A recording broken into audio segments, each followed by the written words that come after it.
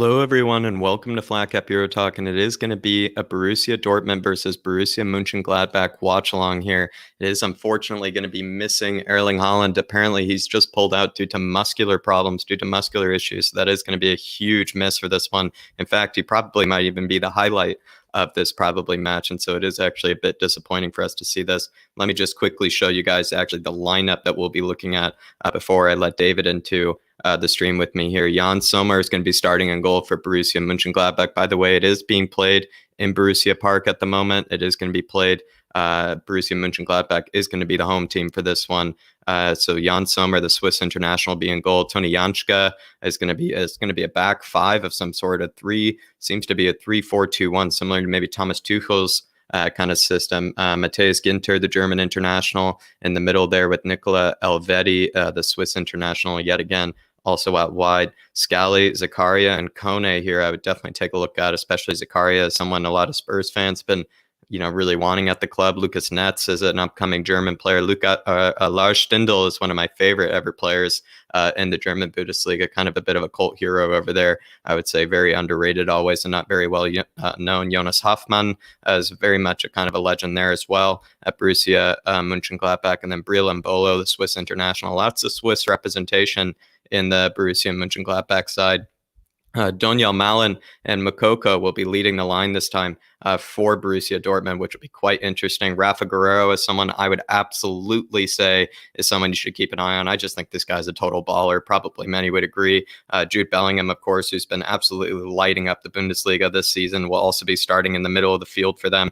They're going for some version of a 3-5-2, which I find to be quite interesting. Axel Witsel holding midfielder, as well as Mohamed Dahoud over there as well. Mo Dahoud, I would say, is an absolute baller as well. He's been really coming into form these past kind of season and a half for Borussia Dortmund. And then Thomas Meunier, who has his moments of being very quality and then has his moments of being cut at the kind of the middle of their kind of in that libero role, you might say. And then Akanji, who's also a Swiss international, is very, very good. But now that's just the lineup right there. So I'm going to let David into it while we watch the players probably walk out of the tunnel here.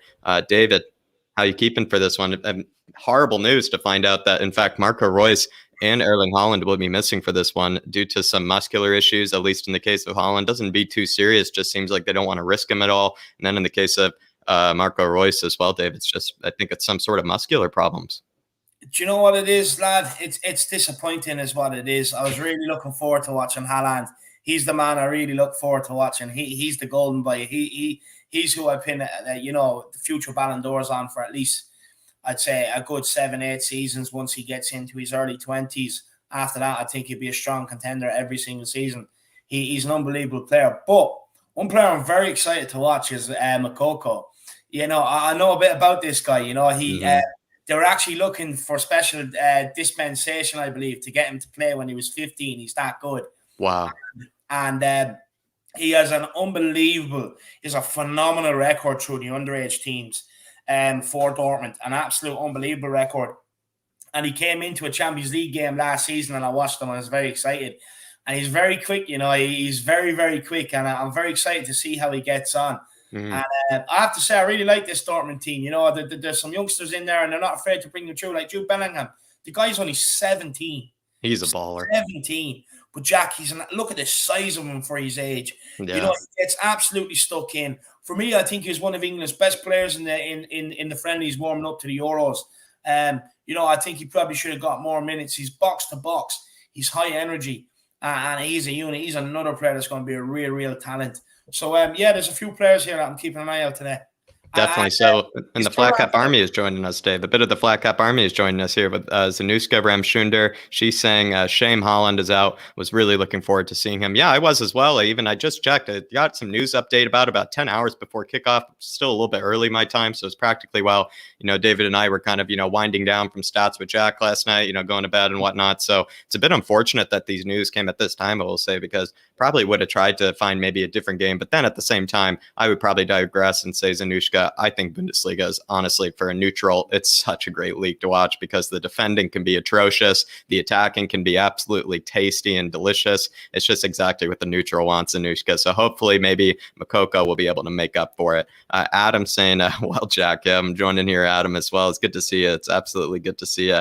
And he's saying, I think Holland will be in the Premier League soon. Before I get to that, I really do appreciate everybody that's tuning in at the moment. Do ask David or I any questions about, if you feel like, there's something that you want to know about Borussia Mönchengladbach or Dortmund. We'd be happy to, do our best about it. But yeah, it's just a kind of a casual watch along over here at Flat Cap Euro Talk. I was going to be watching this game anyways, so I figured, I'd maybe force David to join me with it, and we can just maybe nerd out over some Bundesliga football, and hopefully you'll be doing the same with us. But very excited to be watching this. And like I said, I was just going to be watching this match anyways, so you can just sit back, relax, and it's going to be a nice informal watch along as per usual. It's already a bit of a spat in between some of the players. Absolutely brilliant. Jude Bellingham, like you said, David, for a 17-year-old, he's already in the face, I believe. It must have been Jonas Hoffmann, I believe he must have been in some sort of spat with. Really actually impressive there. I would say this is already starting with sparks, Dave. It's already sparks are flying. No, it's what I love to see. Look, Jude Bellingham, I told you, he's an absolute animal. Look at the size of him. This kid's 17, Jack. And it takes away that, this whole thing, the age. Some managers don't want to put players in because of their age and everything else like that. I'm a big believer in, if you're good enough, you're old enough. It's that simple. And I was a big fan of Jude Bellingham coming through at Birmingham. As soon as I was aware of him, I went and done a bit of research into the kid. He broke onto the scene at Birmingham. He was the best player. He was banging in the goals for Birmingham as well at 16 years of age. United were in for him. But, the thing is, he went to Dortmund because he was guaranteed to play football. And that was the biggest thing for him. And I'm glad he didn't take that move to Man United, because you'd probably see him, not on the bench or a bit like what Donny van den Beek is. You wouldn't get him. He wouldn't be getting that much football. But I think the kid made a very, very intelligent move going to Dortmund. And I think he's a kid that wants to make the most out of his career just based on the decisions that he's made alone. He could have stayed at Birmingham. He didn't. The interest was in there. He could have went to United, sat on, got big bucks, and not really, got the game time to aid his development. He didn't do it.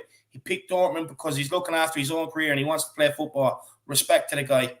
No, absolute respect to the guy. Really well said, Dave, actually, I would say. But, I would, in the case of Jude Bellingham, I just feel like you're right. He made all the right decisions. The Bundesliga is practically one of the best places, you could argue, to kind of grow as a young prospect as well. It kind of teaches you maybe certain skills or maybe certain type of play styles that maybe the Premier League, doesn't really teach you until maybe you reach the top level, such as that very high pressing, very high tempo kind of play style. Forces you to have to be good on the ball, forces you to be very technically sound. And I would say that's probably all that he needs, at his age as well. But, he's probably just in absolutely impeccable shape, I would probably argue, just because in the Bundesliga, as well as Borussia Dortmund, Dave, just known for that very high pressing, very intense kind of style. So you would say he's only learning the right kind of lessons, or maybe the right type of skills, you would say, even for his age as well. And then also, like you said, the play time that he's already getting as a 17-year-old, soon to be 18-year-old as well. It's just ridiculous. I mean, this is exactly the team that you would want to be playing for if you were his age. I think you'd be, in it. You'd be playing in and out every single week, playing against very high competition as well, playing in the Champions League as well. It's just, honestly, it's the right type of place to go if you're good enough, of course, like he is. But that's all I would say is, Jude Bellingham made all the right decisions. But the thing is, Jack, just to add to that, Dortmund made that this easy for Bellingham because there's been trailblazers before him.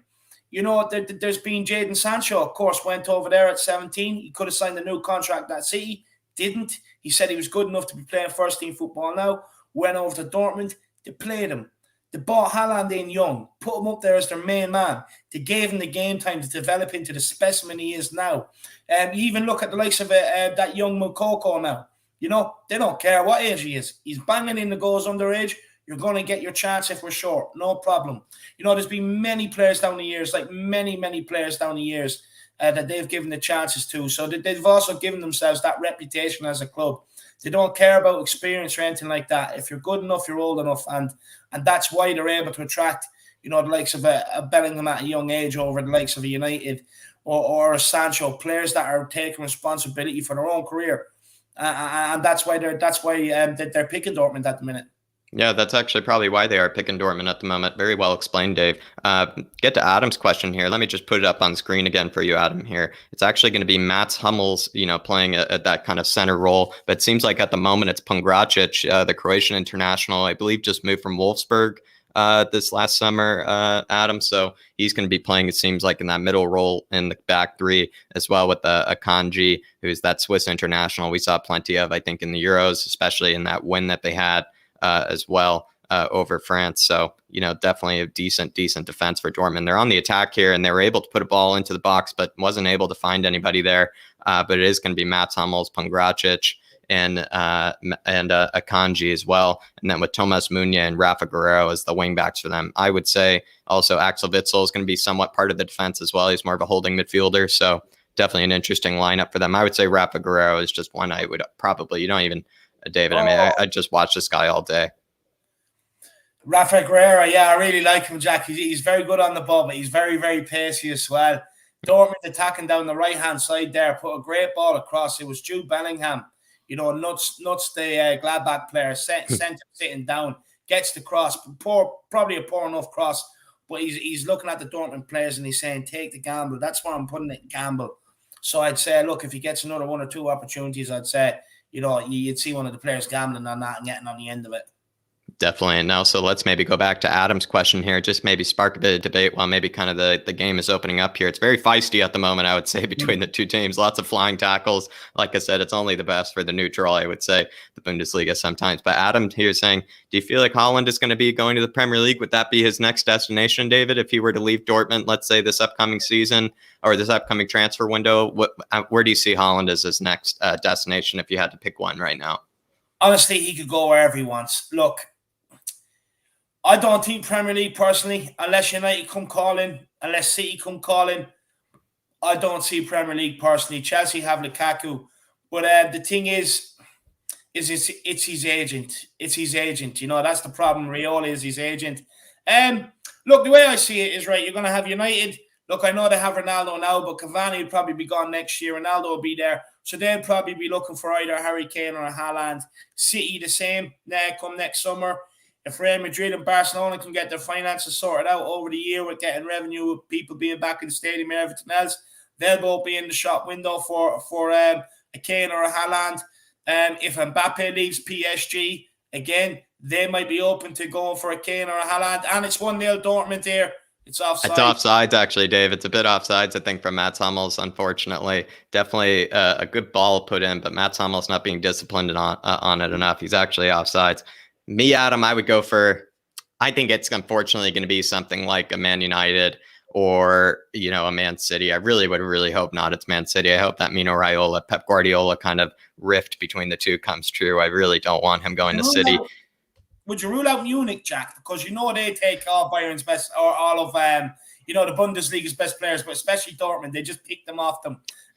If I were to pick anybody besides Spurs, Dave, that would probably be my second favorite destination for him. That'd probably be my second favorite. If I had the one dream of him ever coming to Spurs, that would be the absolute dream. If I were to pick another team that I would like to see him go to, and there are not a lot of teams I'd like to see him go to than staying at Dortmund, Dave. So I would say if he had to move somewhere, I would say actually Bayern München or Bayern Munich would probably be, in fact, the team I would want them to see him go to. I would say if I had to pick any, I don't want to see him going to PSG.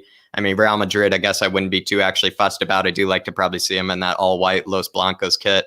That would be pretty nice. But yeah, I would say maybe Real Madrid, Bayern. I don't want him to go to the Premier League, really, Dave, unless it's Spurs, because I would just hate to see him scoring against us, at such a consistency. But maybe let's get to a few more of the comments. Do let me know. Yeah, David. Just quickly, just to add to Adam's point, problem. What I wouldn't definitely rule out is his father, Alfie Haaland. He played for Man City. So whether Haaland wants to go in the footsteps of his father, I'm not so sure. But if it is to come to the Premier League, I'd say it'd be Man City over Manchester United. Probably, yeah, that's a good point. Good distinction. So we could probably rule out Man United in that case. But then, will his agent even let him go to Man City is, maybe the next question. So it might be if you had to pick a Premier League team, Adam.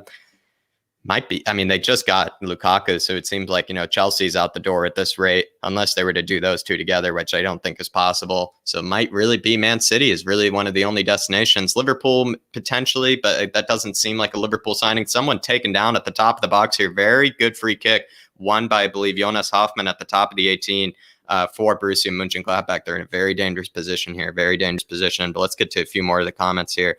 And Zanushka saying exactly, they have good natural talent that they can build up on. I would say, like David explained it perfectly with Dortmund, Zanushka. I feel like Dortmund is just one of those sides where like they recognize they're not going to be a powerhouse of world football, but they also just recruit and practically develop talent better than almost any other club. And they're able to develop the talent to play at some of the most world class of levels. So you definitely have to take that into consideration. And I think David explained it quite well there. Adam saying, I'm probably surprising a few of them with a bit of my knowledge. I bet you they thought as far Tottenham. It's even funny, Dave, because the other day I was hearing, a Guardian reporter kind of describe why, Jude Bellingham is, doing so well at Dortmund. It was very similar to what you were saying. So I would just say, even a journalist would probably tip his flat cap to you in that case. So very, very impressive. And Hummels is still playing. Jesus, does he ever age? No, he certainly doesn't. He certainly doesn't ever age. How old is he now? I think he's 34, 35 at this rate. Might be 33. Do let us know. Maybe Harris Army. I can look it up. I can look it up right now, actually, just to check. He's 32 at the moment, actually, apparently, Dave. And he was actually born 1 year before the wall fell, which is just showing, the type of defenders now. Most of the defenders, Dave, they'll even be born after 1989, most of them. Yeah, so it's pretty crazy. It's pretty crazy. Tottenham Tantrum saying, who to support? This is a tough one. Great stream, lads. Looking forward to this. And tomorrow, come on, you Spurs. Come on, you Harris Army. And come on, you flat cap army. I'm a horrible German Bundesliga fan. Dermot, I'll admit, I love all the teams in the Bundesliga. If I had to pick, a team really would be Hertha Berlin is kind of the one that I'm kind of maybe a bigger fan of. But I kind of like Dortmund. I really like Bayern. I don't really care to pick between the two. It's not really, I have some rivalry, built in me, to pick one. So I kind of like them both. I really just like the Bundesliga in general. If I'm going to pick between these two, I would say you should probably go for Dortmund just because we want to see maybe some sort of title challenge, as much as maybe Borussia Mönchengladbach are a bit more of the underdogs. And they're actually very desperate for points here, Dermot. I think they only have 4 points after 5 games, Borussia Mönchengladbach. So they're actually desperate for points in this case. So that's probably why they're really up for it. That's probably why it's so heated between the two teams. And so, Dermot, if I had to pick one, I'd probably still go for Dortmund. But I think you should probably go for Mönchengladbach just to maybe see probably a bit more excitement in the Bundesliga. But I don't like to see Dortmund, drop points when, Bayern is probably going to take advantage of it. That's all I can say. But Zanushka saying, I'm not sure if Haaland would really want to go to United or City. He's thriving at Dortmund. He is thriving at Dortmund. And also maybe we might not be taking to consideration. Potentially, he might want to just stay at Dortmund for a while and try to maybe potentially accomplish something there. He seems to really enjoy life there. He doesn't seem to be, I think David would probably comment on this. He's not a big partier. He's not really a big, kind of a, personality apart from on the pitch. He's a huge personality, but outside of it, he's not really, and I would say the very hardworking, working class city of Dortmund, it's actually probably what he might enjoy. It's not a very glamorous city by any means. So I would say there are not a lot of distractions there.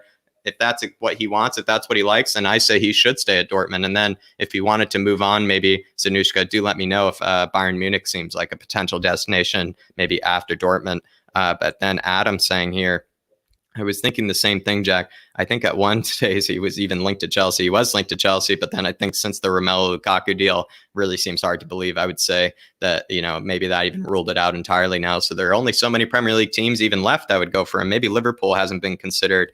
Potentially. But the only thing is his father is known for getting clattered by Roy Keane, Dave. Apparently, Ali, I forgot about this, Dave. Maybe you can explain it again. Yeah, so look, Alf-Inge Haaland, who is his father, used to play for Man City. And he put in a tackle on Roy Keane the previous season. And Roy Keane, it was Roy Keane's longest injury that he had to come back from, basically. And he was just motivated basically to come back in, because it was one of them. It could have been a career-ending injury, and Roy Keane never really forgave him for it. And the first opportunity he get, now correct me if I'm wrong, I could be wrong. I think it could have been his first game back, but I could be wrong. But all I know is he was waiting for that moment with Alf-Inge Haaland. He absolutely obliterated him. and ended his career. And it was that simple. Ended his career with that tackle. So even it seems like it wasn't even a fair trade, because I guess at the end of the day, Roy Keane got a bit lucky and didn't have his career ruined. But, and maybe in true Roy Keane fashion, had to be the better man, had to get the most out of it, Dave, and had to be the winner. And so, in fact, he maybe finished the job, you might say, to a degree. But well done, Adam. Good actual trivial knowledge, I would say, on the Roy Keane, Alpha and Holland kind of debate. Very, very good trivial knowledge there. It's now 14 minutes in for me, now it's reaching 15 minutes in for me. It's Zakaria, I believe, or Breel Mbolo, excuse me, on the ball here, kind of going up the pitch. It's kind of just been a bit back and forth at the moment, I would say. It's just been a lot of kind of, kind of nasty challenges, I'll honestly be admit, between the two sides. They really seem to, be desperate here for the points, Borussia and Mönchengladbach, and they're definitely making Dortmund definitely think a bit harder in certain moments, but it's very, very open at the moment. And Mo Dahoud taking it up the pitch here. He's very, very silky, Dave. I think Mo Dahoud at times, I really like watching him play. Jude Bellingham plays a beautiful ball across goal, and Moukoko doesn't really do the most of it, I would say. It kind of just slams it to the near post and to the stands. But I'm probably going to go for a score prediction. If I had to pick right now, I really think Dortmund are probably going to somehow maybe pull something out here. It might be a 2-1 or a 2-0 if it potentially. But I would say, Dave, are you going to, do you feel neutral about this, Dave? Is there any team maybe of these two that you would probably want to win?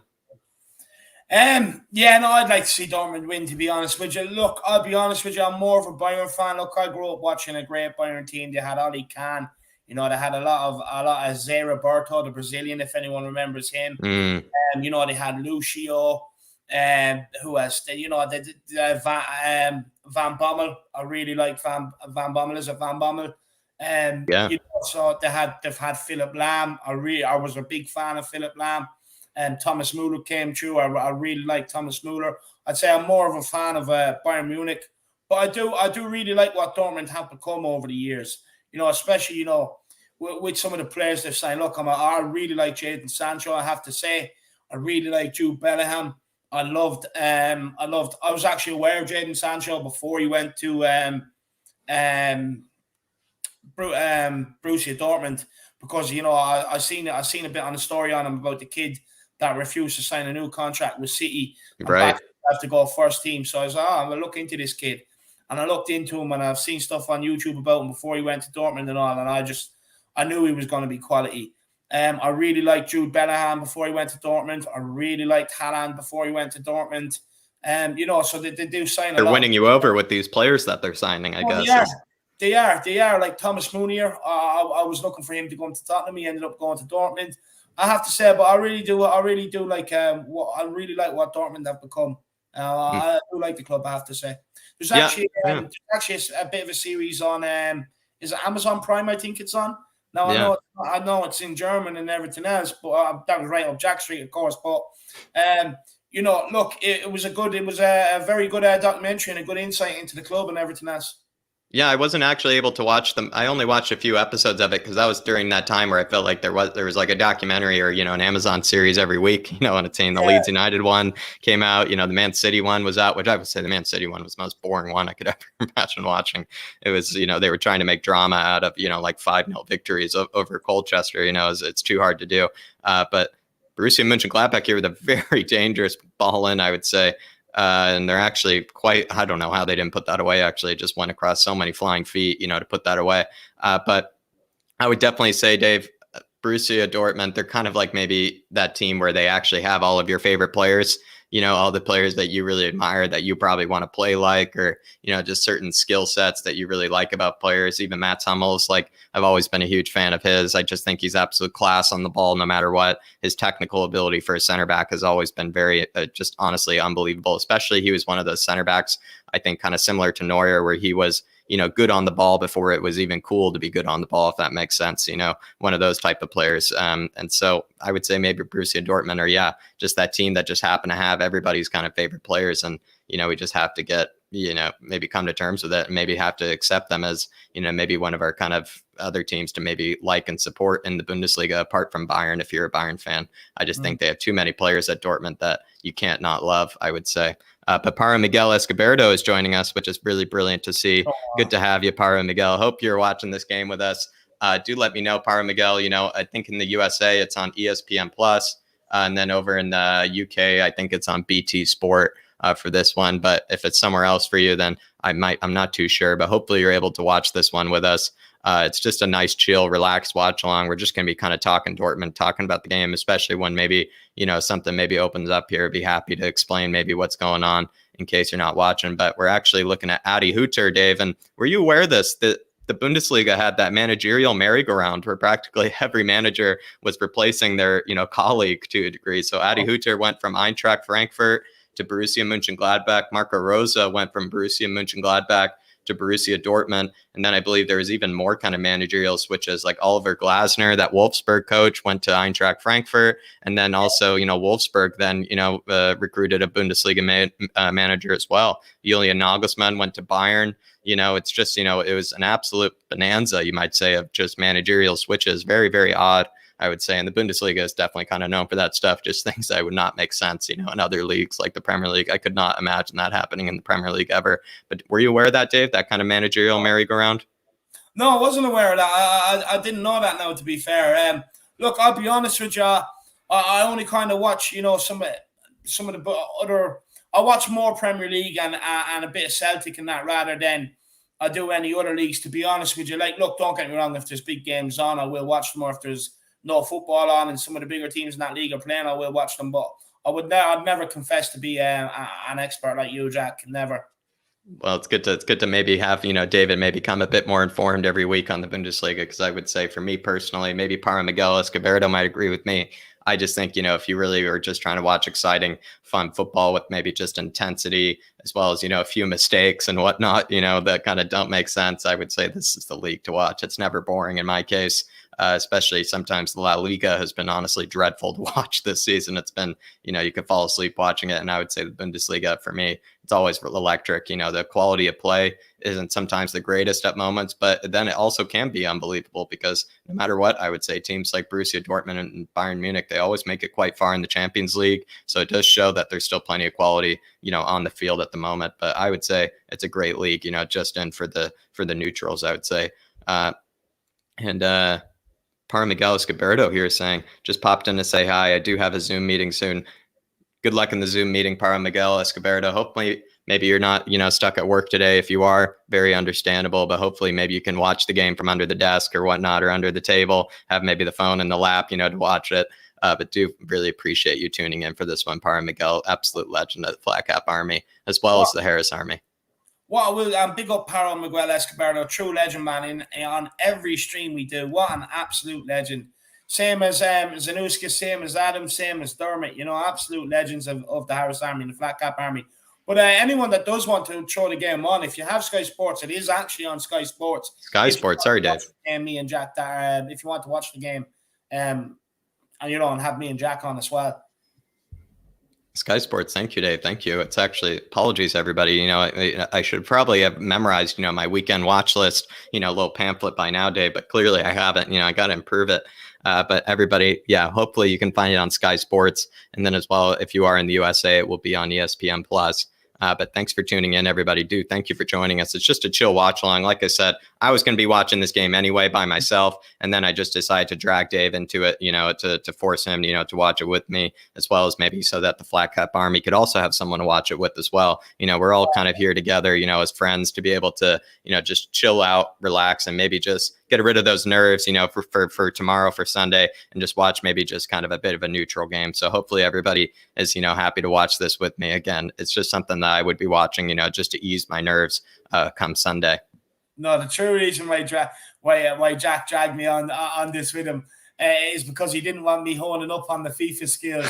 And that's all it was. He was afraid I'd get 2 extra hours of FIFA in. But no, look, I'm actually enjoying the game, I have to say. Look, I'd only be chilling out watching Liverpool, driving myself mad with my friends texting me and everything else about the game anyway.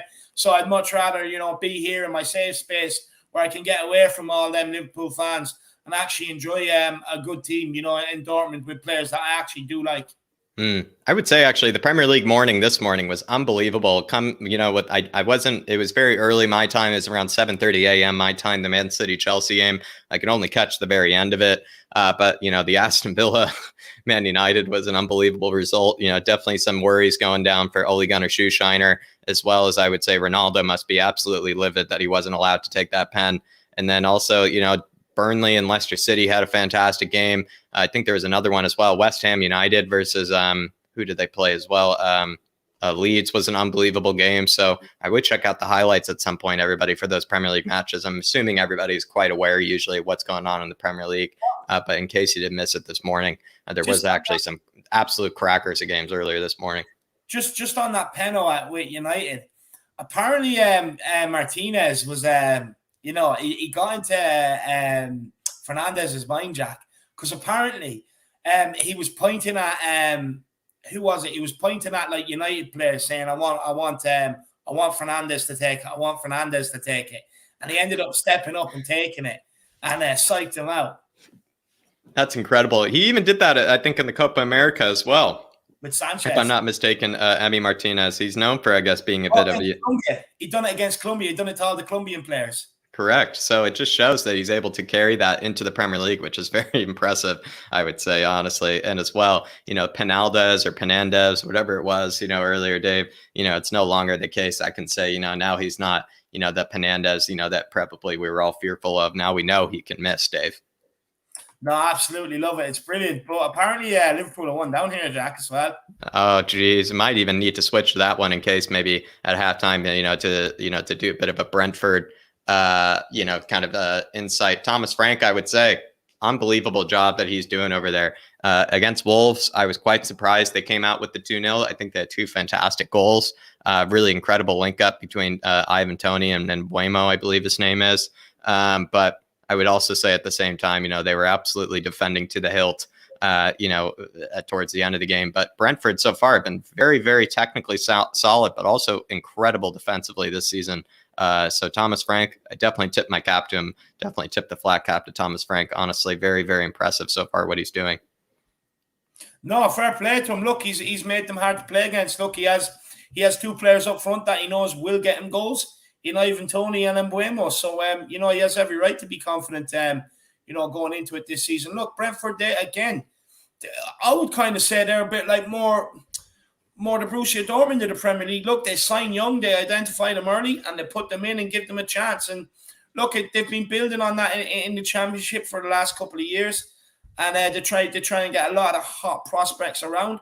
And, they get them into the club, they give them a chance. And look, they have a lot of other players that aren't even playing at the minute, you know, that have huge talent and everything else. So Brentford, look, they're a club that, you know, I kind of respect a little bit, to be honest with you, I have to say. Yeah, I definitely respect them as well. You know, they're doing that Moneyball also route, you know, as well, you know, kind of, you know, recruiting cheaply, you know, buying cheaply, and then maybe, you know, using them, you know, for the right reasons, you know, using their skill sets instead of just kind of using the traditional scouting methods. They're going for kind of the new age kind of system, using facts, numbers, figures, stats, you know, you're probably waiting for the call up, you know, for them, you know, just in case they need any of my assistance in that regard. But really, I do admire actually that type of system, especially if you are going to be a small club, Dave. It's absolutely, I think, the way that they should go about it. I think it's, you know, keeps, you know, it's probably even Daniel Levy, David, is probably trying to take a page out of their book at this rate, you know, considering how cheap he is. So I would say, you know, it is something that is going to be maybe more common, you know, in football, especially if we're seeing that it's working in the Premier League, you know, for Brentford. If it's working for them, then I think a lot of clubs, you know, maybe like a Burnley or something like that might go for that type of system, just so that they don't have to, you know, compete with the rest of the teams and trying to buy big and try to buy, you know, the up and coming talents. They can instead do what Thomas Frank is doing, which is buy the players that they know they need, the type of players they know they need, and then just buy them cheaply. And, you know, maybe look for the players and look in the places that no one else is looking. Yeah, no, in fairness, they do a lot of that, Jack. Look, they've got a very good scouting network, and look, I have to say, Thomas Frank has done a very good job since he came in. Jack, he came from the Bundesliga, yeah? He did come from the Bundesliga, or he's a Danish coach, so let me check up on that. I know he could have come from the Bundesliga, and now Zanuska just said Liverpool equalized, which I just felt like was inevitable. It was inevitable. I did go for a 1-1 prediction between the two. Diego Jota apparently equalized 4 minutes later, Dave, in the Yeah, 31st minute. I have it up here. That's a bit unfortunate. It's a bit unfortunate. I would say I probably would switch that game at halftime if they were still 1-0 down. But it is a bit unfortunate to see that. Liverpool, Dave, I mean, do you feel like, where do you see them finishing this season? Do you know what? I hate to say this, but right, Jurgen Klopp's a good manager, man. He's better than Pep Guardiola in my eyes. He's better than Pep Guardiola in my eyes, right? You look at Pep Guardiola, Jack, right? Okay, he done that whole thing with Barcelona, whatever else, right? Since then, he left Barcelona. He went to Bayern Munich.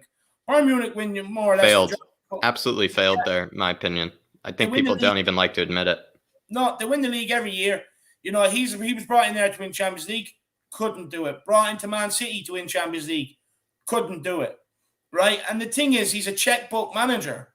Klopp. He needs a country's GDP practically in order to to win, Dave. You know, he needs, practically. It's almost like Ireland's GDP, practically that rate. You know, in order, a small country's, weight in gold is what he needs for a team apparently, and it's still not enough.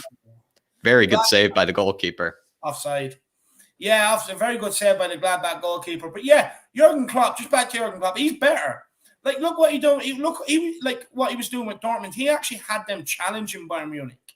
Won a title off of them, even. He won Liverpool's first Premier League title in 30 years. He brought them to 2 Champions League finals, won one of them. He also brought Dortmund to a Champions League final. Don't forget that. And the thing is, like, yeah, okay, he spends a bit of money, but it's nowhere near the money that, Guardiola spends. And and the thing is with Jurgen Klopp is he will bring through youngsters, not a problem to him. He will work with the youngsters and bring them through. He won't do that. Pep Guardiola doesn't really do that. And unless it's a mercurial talent like a Phil Foden or something like that. Whereas Klopp has. And let's be honest as well. Look, we've seen Klopp at times last year, go out with a complete second 11 all for the youngsters and still get a result out of them, still get them to beat teams. I remember they beat Aston Villa in the Cup and everything else like that, So, look, Jurgen Klopp, he is a special manager. Whatever he does, he manages to get the fans and the players all on one sort of sheet. A bit like Pochettino. What he done at Tottenham, get all the fans and the players, bring that togetherness and everything else right throughout the club. And for me, he's definitely better than Pep Guardiola. I think that's a good take. Let us know in the comments, anybody that was listening to. I would say a very good case there put by David in the case of, is Jurgen Klopp maybe a much more, even at this rate, accomplished manager, than even Pep Guardiola. You could even make that case. He's already even more accomplished, especially considering, right, like you said, David, the lack of resources in comparison to the likes of Pep Guardiola. I would say a lot of people don't realize. I think Pep Guardiola absolutely failed at Bayern Munich. I don't really think it was anything impressive of what he did by winning the league by such a large margin each year. I don't think really Bayern Munich fans ever cared. For them, it's all about the Champions League. And there are 2 separate occasions, 2 separate seasons where he got absolutely embarrassed in the semifinals against his former team, Barcelona, and then as well, Real Madrid, he got embarrassed by. So really, I think he was an absolute failure at Bayern Munich. Then he went on to Man City, requested, $1 billion team, still hasn't won the Champions League with them. Yeah. So it really does show, David. I think you put up a good case there. No, 100%. I always do, Jack. I always do. I don't say these things without knowing a bit of knowledge. And Dermot here saying, Dave, maybe to take things a bit back to this game, of course, do you feel like, I didn't know this, did Kevin Keegan play for Borussia Mönchengladbach? I'm not sure. Couldn't tell you. I haven't a clue. We'll look that up for you. We'll look that up for you, Dermot. We'll look that up for you. That's a good question, though, actually, I would say, especially absolute legend. Yeah. Big up, Dermot. No, good question. But I haven't a clue. Dermot. You should be educating us. You should know this, Dermot. You're one of the new statmans on the scene, lad. You should know this. Seems like he played for Hamburg at one point, according to it. Let's see. He played for Hamburg. That's what it was, Dermot. Really good memory, though, Dermot, I would say. I didn't even know that he had any sort of stint in the Bundesliga. So that is actually very interesting. That is very interesting, I would say. Did he even manage? No, he didn't manage ever, of course, he had a team in the Bundesliga. But he did at one point play for Hamburg. So there it is, Dermot. Actually, fantastic memory. I would never have known that. No, Dermot, he's never far away to the mark. That is, Dave, you might be a bit ahead of you, so I'll try to pause, actually, so I can catch up to you maybe. What time are you on, Dave? I'm on, oh lad, I'm way, I can't tell the time. I should have my glasses on, but I just know it's still 0-0. We are at 1 second. I'll have to go closer to the screen and get the time, Jack. No problem.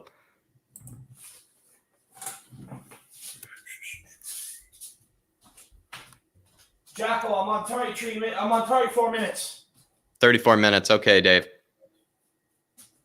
I'm on 34:24, just slightly ahead of you. Do let me know maybe when you reach around 34:24. Okay. Maybe while everybody can, get the chance as well. Maybe if they would like to sync up, certainly don't have to. I really, it's a very relaxed watch along here. So all I can say is if you do want to be synced up, 34:24 is what I'm on. Right, press bet. Brilliant. All right, now we're closer to each other. Did you see that challenge earlier, Dave, made by Pongracic, that Croatian defender? Made a horrible challenge on one of the Borussia Mönchengladbach players. Really, this is kind of the stuff that I do like as a neutral. I am a fan of the dark arts. I am kind of a fan of the nasty challenges, I will admit, especially when my own players do it, like Jaffet and whatnot, Hojbjerg. I absolutely love it. It's probably one of my favorite parts of football, I would argue.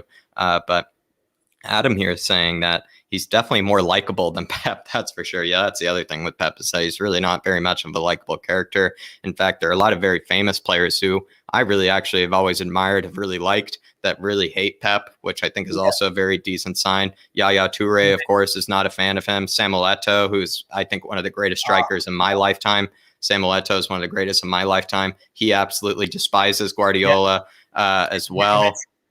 Ibra. Don't forget and then Ibra is the very famous case, of course, too. Ibra is a very famous case. So it just shows maybe three very world-class players, absolutely despise the guy. Even Bastian Schweinsteiger, I believe, as well. One of my favorite players of all time, also really hated the guy, really disrespected him. It just shows that I think Pep Guardiola is also not the best in terms of a people person, not the best manager. And also even his style. Apparently he has a stylist as well. And I honestly think all the Man City gear that he's wearing at the moment, every single thing he wears to a game, it's so pompous. It's so full of himself.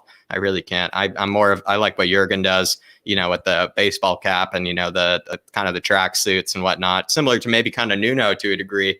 I would say that's actually my preferred style as a manager. Or if you would, if you're not really a tracksuit manager, I think you got to go for the Diego Simeone then style, which is the all black, tailored, suit outfit. That's what I like. Rafa Guerrero with an unbelievable, horrible clearance. He did it with his back heel, but you will say, he is that type of player. He's all about the flair. And it is a goal for Borussia Mönchengladbach. Zakaria gets in. Oh, what a unit. He just barreled through there. A bit like Ndombele the other day. The ball's just ricocheting off him and he just blasts one into the net.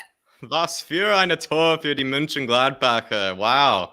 There he goes. Dennis Zakaria, the Swiss international, who I would say is someone Spurs should really be on the lookout for, especially when we need to find that kind of, destroying midfielder, also tempo setter. Again, a horrible clearance by Rafa Guerrero. Don't know. It's like he thinks he's playing futsal here, Dave, with that type of clearance. And then he just barrels. He gets very lucky with that deflection off Jude Bellingham, but absolutely buries it. There is no question he was burying that when you saw him winding up to put that, Dave. It was only going far post. And he actually even hits the side netting, actually. Decent finish, I would say.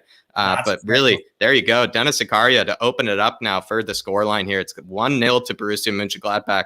I mean, this is why we love to, look at the intensity as well from Jonas Hoffmann. And then they're absolutely loving it. Dave, like I said, they're a decent team, Borussia Mönchengladbach. They've been in the Champions League even recently, of course. They had a very good stint with Playa and others, Marcus Thuram. And they're actually, only 4 points after 5 games, Dave. 4 points after 5 games. So this would be a vital 3 points for them. Absolutely vital. Do you know what? I'd say, they're just starting slow. I'd say, that's all it is. Look, I have to say they're well able to play anyway. They're putting up the Dortmund. They're well able to get stuck in. There's a few feisty challenges here right now. Even it's a good, enjoyable game. Actually, the referee doesn't take it over. He's not blowing every 2 minutes. It's a good game. And look, with Gladbach, look, there's some very good players there. Look, Dennis Zakaria, he's a unit in the midfield, Jack. He's an absolute bulldozer, but like he's shown there, he can strike a ball, that's for sure. He absolutely buried that. You have Marcus Thuram, son of course, the great Lilian Thuram, the French international. Tottenham are also looking at Marcus Thuram. Yeah, I think he'd be a fantastic, we've been asking David actually, because we've been talking about, it's kind of a controversial issue is, like who do we kind of have as that replacement to Harry Kane, or, the backup to Harry Kane? And I feel like what we should be going for is like alternative kind of strikers, David, players that can actually make the starting 11, kind of like Sonny can, but also can, do a job, of course, as a number 9. I think Marcus Thuram would be an excellent example of that. Don't you think? Do you know what? Yeah, I think he would. I think he'd be a very good option for Tottenham if we could get him, Jack.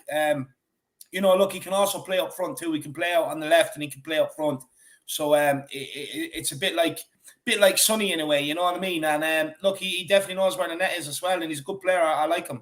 Of course, he comes from good stock and good pedigree as well, with his father being Lillian Thuram. Adam here, not convinced, David, though. He still thinks that maybe Pep is still slightly better, or they're even on the same level, he actually is saying here. So, Adam, I think that's not, I think probably most people would agree with you probably at that case, Adam, except for, wow, the referee is absolutely saying to Mo Dahoud, and this is an awful challenge from the looks of it here. Not really, I would say. I mean, it's a very fight. That's actually, I would say, David, the challenge we just saw, that's the nicest challenge I've seen today between these two teams. Yeah. So I'm quite surprised that the referee is now being so animated about it, but it is wonderful to see the referee. He's absolutely saying, I can even translate, at some points what he's saying to him. It's actually brilliant. He is really not taking it with Mo Dahoud, so really impressive. But Adam here, and it's a red. It actually flashed a red. I actually missed it. He flashed a red to someone. I'm not sure who it was for. It must have been, Mo Dahoud. He flashed a red to him. And Mo Dahoud, I will say, I'm actually quite disappointed. He's a real baller. I actually always loved his hair. I think he has fantastic hair, Mo Dahoud. And I'm actually quite sad to see this. I don't know why that's a red. It must have been something that he did after, maybe even said to the referee. Yeah, I wonder, was it for arguing with the referee, or did he say something to the referee? Because he wasn't happy with the booking when he first got it, that's for sure. The referee is practically telling him, to meet me outside as well. Like this was brilliant between the two. Really, it's almost it's like that Italian referee. I forget his name. Is like Gianluigi Polini, or not? Is Pierluigi or Pierluigi. Exactly, Dave. Good memory. I was going to say that it was kind of a bit similar. Bring me back to those days, because I used to love that ref with some of the spats he would get in with certain players. Telling them it's a bit similar to that when you say what the referee was doing, just saying, I'm not taking anything from you, and I'm not letting you speak to me that way. It's brilliant. Best referee of all time. No one disrespected that guy. He commanded authority, you know what I mean? Honestly. And wasn't full of himself either, at the same time had a very humble kind of presence, you might say as well. Even as well, sometimes he would even laugh at players, for certain challenges they would do or certain appeals. He just was full class. Yeah. Dermot is saying here that on Kevin Keegan, he's saying he played against Liverpool in the Europa Cup final with Hamburg, I think. Unbelievable, Dermot. This is why I'm so excited for the show that we're coming out with you, Dermot. This guy is a real stat man himself. I never even took him to be a stat man. And now it's just unbelievable to see it, Dermot. Really, that is impressive. It was the Europa Super Cup in 1977. Well, there you go. I think he played there. It looked, by the looks of it, it said Hamburg from 1977 to 1980, Kevin Keegan. So there you go. And then he played against Forest in the Europa Cup final for Hamburg as well, Dave. So there you go. Kevin Keegan, expert, obviously an absolute legend to Ireland, an absolute saint to Ireland as well. Oh, Kevin Keegan's Irish. He's not Irish, but didn't he do a lot of work, I think, for the Irish national team, Dave? Kevin Keegan? No, was that not Brian Robson? Maybe that was Brian Robson. I might be getting the two mixed up. So do let me know, maybe, Dermot, if I'm getting this all wrong. Maybe I'm mixing the two. But I do believe he had some sort of impact in Ireland, Kevin Keegan, of some sort. Or some type of aura representation there, but I'm not sure. Nicholas Griffin joined us saying Klopp shouldn't just wear a ref's kit. He's a fifth official. Yeah, practically is. But it almost tries to match the third official most of the time with one of the kits. I would say, Nicholas Griffin, if you are a Liverpool fan or even if you're a Klopp fan, do let me know what you think of the contacts. He's not wearing the glasses anywhere. He's wearing, he's going for the contacts. Warby Parker is probably quite disappointed, that he's not rocking the very expensive glasses, or spectacles anymore. I'm kind of a bit disappointed he's doing the contacts. I don't think it looks as good for him. I don't think it's a good look, but do let me know. And Adam's saying game on. Yeah, it was a good goal. It was a good goal. Was a good goal for sure. And Tanuska agrees. I think it was an absolutely beautiful finish, actually, despite how lucky it was a good finish. Zanuska for sure. Chris is joining us, David. Chris is in the building. He's saying big up, David and Jack. Evening, lads. Chris, hope you're able to join us for this one. Maybe if there are any updates, let's just check quickly on that Liverpool-Brentford game. It's 1-1. Still 1-1 over there. So that is going to be an interesting one. They're about to go into halftime as well. by the looks of it. So could be an interesting one. I actually predicted a 1-1 for that one, so I would be quite proud of myself if I did that. So do let me know. But everybody's welcome, Chris, into the building. This is heating up. Sanuska, this is, I would say, for the neutral, like I said, the challenges are absolutely flying. You would see, I mean, there's no such thing in the Bundesliga as, it seems like, a naughty challenge, because it seems like all challenges just seem to, fly here. The referee, for him to even give a red card for that challenge, I thought was a bit shocking, considering the whole time it's been boots flying up, high boots, 2-footed challenges. I was quite surprised that was the one that the referee, was so upset about. It must have been that something Mo Dahoud said or whatnot, because I'm actually quite shocked he got a red card. Maybe you saw something I didn't, though, Sanuska, so do let me know. JC is also in the building, saying, good evening, fella. How's the form? In this case. Go down one more. I see you haven't split up yet. That's from the other night. That was the guy that was asking you planned on going out on your own, Jack? Remember? No, it's a two-man. It's the best two-man midfielder, two-man front in the game, JC. It's the best two-man front. It's actually kind of like maybe even taking us back to almost, it's like a Iheanacho, Jamie Vardy kind of combination, I would say. I'm more like Iheanacho. David is kind of the veteran Jamie Vardy. I kind of do a bit of the, I would say, the creative work, from behind, but David just has the classic finishing and pace to be able to just be that veteran, dependable person as well. I think you can't have one without the other, Dave.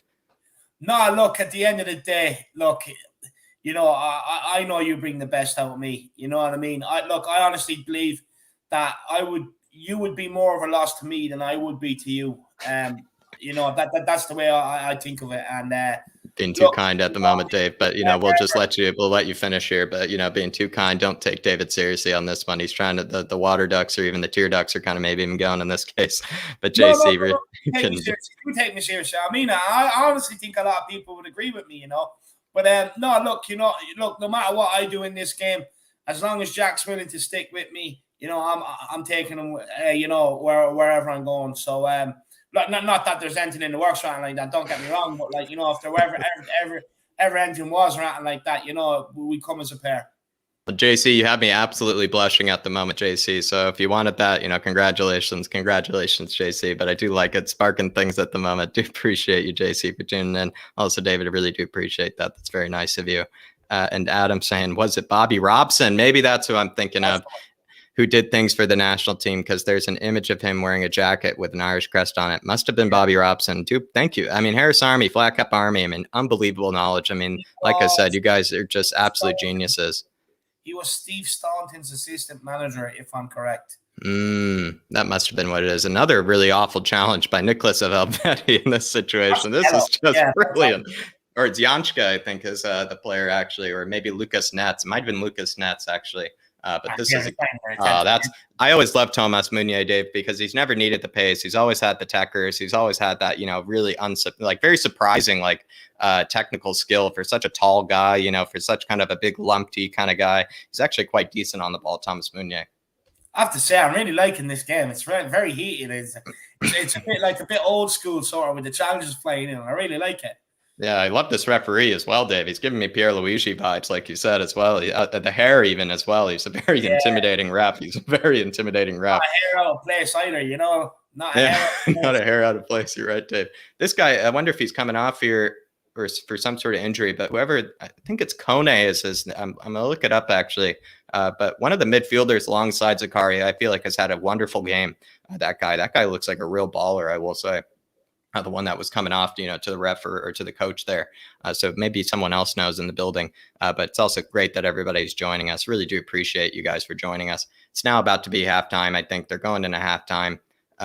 Rafa Guerrero here went for the shot on goal. I would say Rafa Guerrero, this whole season, he's been putting in bangers. So I wouldn't be surprised if he were to equalize with a banger. He's probably had some of the best goals in the Bundesliga so far, Rafa Guerrero. Just the other week, he had a beautiful half volley finish that he hit absolutely top bins. And then after that, he had that spectacular comeback for Borussia Dortmund, which he started with an unbelievable free kick as well. I would say Rafa Guerrero, though, is maybe even slightly responsible, I would say, for the Borussia Mönchengladbach goal, because he had that ridiculously stupid clearance that I would just say, I just don't even know what was going through his head there. He could even have let it go to the keeper. Just honestly, a lot wrong with it is what I would say.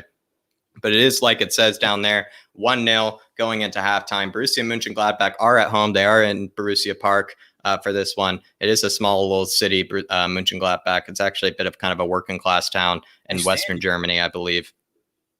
That's a nice stadium they have there. Sky was just showing the outside of the stadium. Oh, it's nice, I have to say. I like it. Is it? Yeah. That must be new enough, Jack, is it? Say that again, Dave? That stadium must be new enough, is it? I'm actually not too sure. I don't think it's actually too new. I think also an emphasis from what I can remember, Dave, except for Hertha Berlin, there's a bit of an emphasis, I think, in a lot of the German parks, for that very kind of like close net kind of feeling, very kind of, I would say, intimate kind of crowd, you might say, or just they're not really as big on having the big stadiums. Maybe like certain clubs around Europe, I would say. It's definitely more known for being very compact and very tight. And I would say, especially maybe on a Champions League night, Dave, which Borussia Mönchengladbach have had recently, that would be a beautiful stadium to be in. It doesn't look like there's a bad seat in the house. No, it would be a nice stadium to be in, to be honest with you. I agree. I really like it. And you can tell, the way it's been designed, it's had the fans incorporated into it, everyone being close, nice kind of like steep stands so that there's no one really, that can't really see, they're steep. Which I have to say I like. It means, everyone can have a good view no matter where you are in the stadium. Yeah, well said. Now, it seems like if anybody is just tuning in, there was a red card for the Borussia Dortmund player. It was, in fact, Mo Dahoud got a red card for a pretty nasty challenge on a player. But I would say, considering the challenges, again, that we've seen today, I was quite surprised. But it must have been something that he must have done after the challenge, something that he must have said to the ref, and the referee was having none of it. Yeah, I think basically the referee was motioning there. They just showed it that as soon as he gave him the yellow card, he went like that. He slammed his arm down or something like that, threw his arm out, and the referee then said, "I'm having none of it. Second yellow, you're off." Unbelievable. Actually, I would say good game management by the ref, because I was starting to think, David, that we were watching prison football at this rate with some of the challenges that were flying in. Maybe it was just the referee just realizing he has to take control. It's like that film Mean Machine, if anyone watched it. The prisoners up against the guards. That's what it seems like with the tackles flying in here. Anyway, that's for sure. If this were happening to our own players, David, we would be livid if this were a Spurs watch along. This is almost, John Moss actually probably is even, kind of, smiling watching how the ref is doing this, because he's letting everything go. He is. But I have to say, honestly, if you're going to let everything go like that, it's hot and tempered. Expect a player to be frustrated when you book him. Yeah. You know what I mean? Like that. And to throw a second yellow and send them off like that, I think is harsh. I'll be honest, I do think it is harsh. I think the Hood should still be on the pitch. But look, I have to say, I do like the way he's let the game go. He's let them play football. He realizes it is a contact sport, and you know what I mean. And I have to say, fair play. I don't know whether that's to do with their interpretation of the rules and VAR, etc., or just the way the referees are trained over there. I'm not sure, but I have to say I'm enjoying it. I would say if anybody's on ESPN Plus and is watching, some of the highlights right now, that is the most absurd goal I've just seen. That apparently Nadiem Amiri for Bayer Leverkusen just scored an absolutely ridiculous goal. He takes it outside the boot touch to Meg, I believe, a Eintracht Frankfurt player. And then after that, after megging the player, then goes for behind the heel chop. Like, David would know how to describe this, because I know he does it probably more than I could ever do it. But he does like a no look, back turns towards the goal, inverted heel chop kind of, type of finish, Dave, or back heel kind of finish. And he also megged the keeper as well on the heel chop kind of finish. Absolutely ridiculous. I would just say right now, everybody, please check out that goal. Please check out that goal. An absolutely stupid goal. And it seems like another bit of a highlight is actually Silas Wamangituka, that Stuttgart player who's absolutely rapid. That guy could win a 100-meter final, I'll tell you that. And he apparently just scored today as well. So lots of fantastic goals in the Bundesliga, usually. Not the greatest defending, I would say, usually in the Bundesliga, but unbelievable goals so far. Crocodile, which I think is a very, very interesting point here, and I'd love to respond to it as well with David. He says, evening lags, also Crocodile, pick yourself up. Thanks for joining us. He says, feeling restless for tomorrow's North London derby. David and I are, as calm as we might seem right now. This is why we're doing this watch along. It's just take our minds off even the Premier League at this rate. And he's just saying, just wanted to ask how fantasy football is going for you guys. if you play. Hope you didn't pick Bruno. I don't actually do a weekly fantasy team, Crocodile. Maybe I should do a weekly kind of fantasy league, but I actually did one of those leagues where you have to draft all your players in the beginning of the season, and you're actually stuck with basically those players for the entirety of the season. You can make one, what I guess a waiver, a transaction kind of pickup per week, but that means you have to drop a player.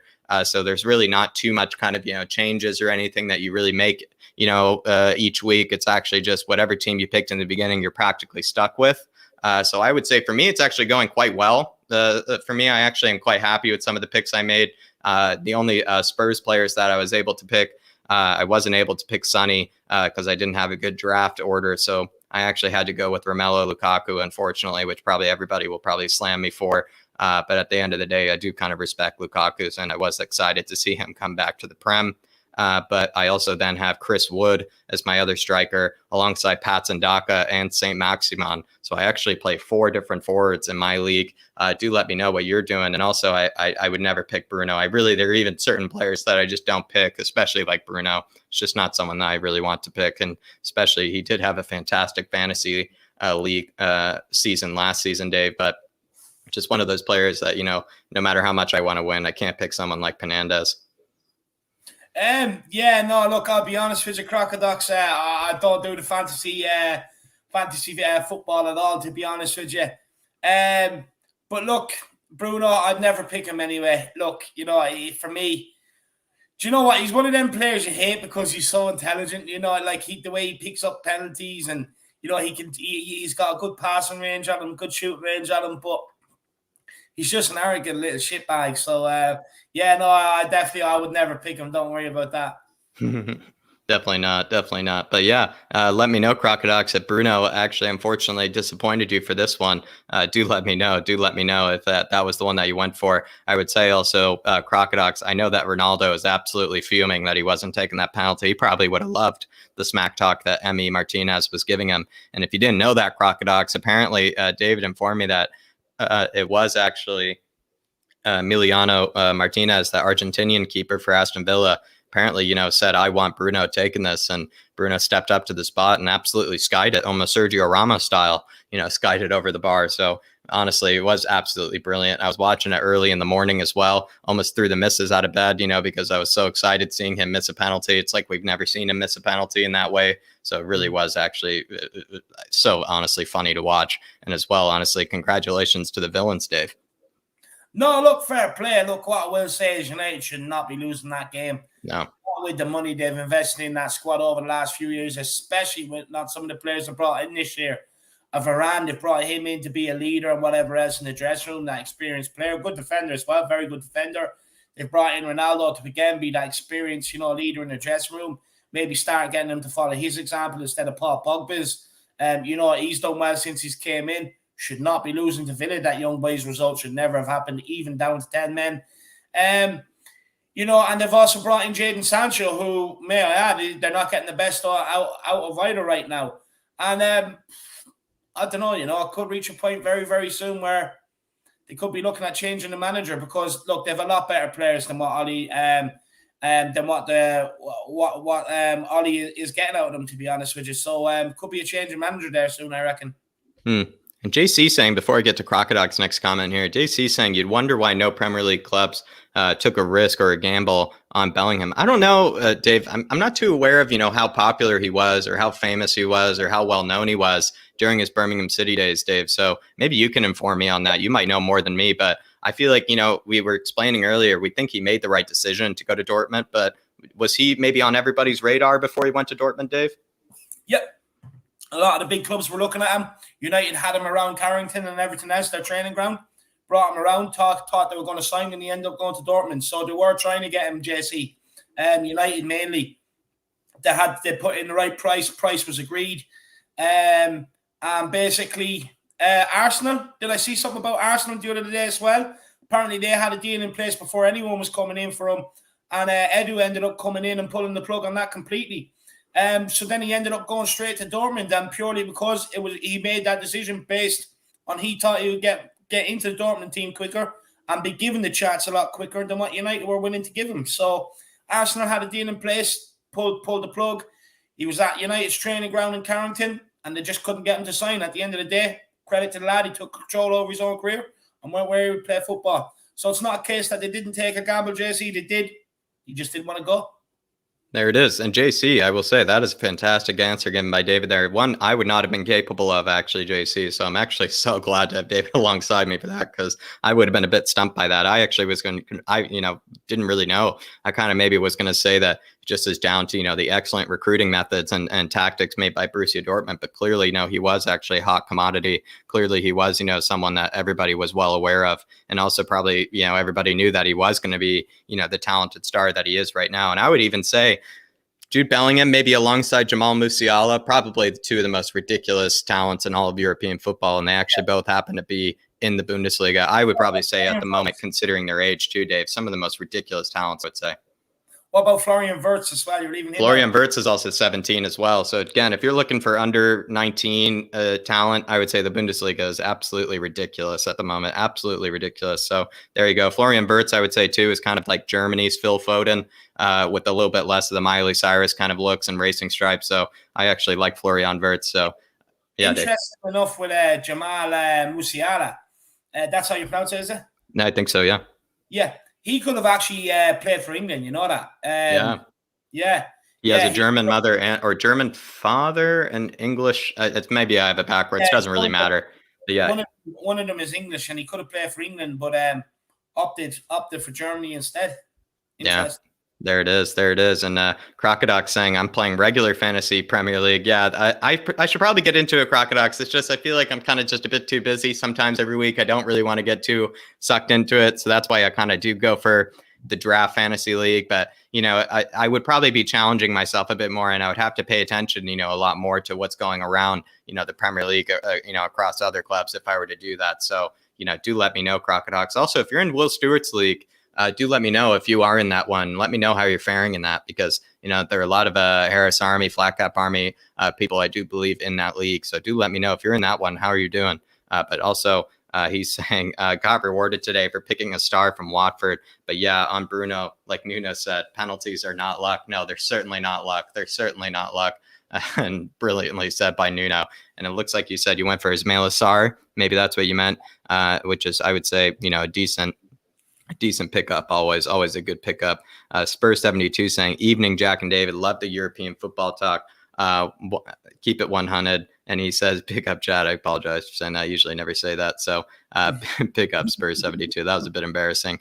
And Spurs 72, really also good to see plenty of the regulars of the Harris Army. Good to see plenty of the regulars of the Flat Cap Army. Really do appreciate you for joining us. Again, it's a bit kind of casual. Clearly, by the way, I just, approached that comment. Clearly, it's very casual, very relaxed. So if you need any of those pre-North London Derby nerves kind of relieved, I would say this is the place. Just stick around. We're watching Borussia Mönchengladbach against Borussia Dortmund. A bit of Bundesliga action here.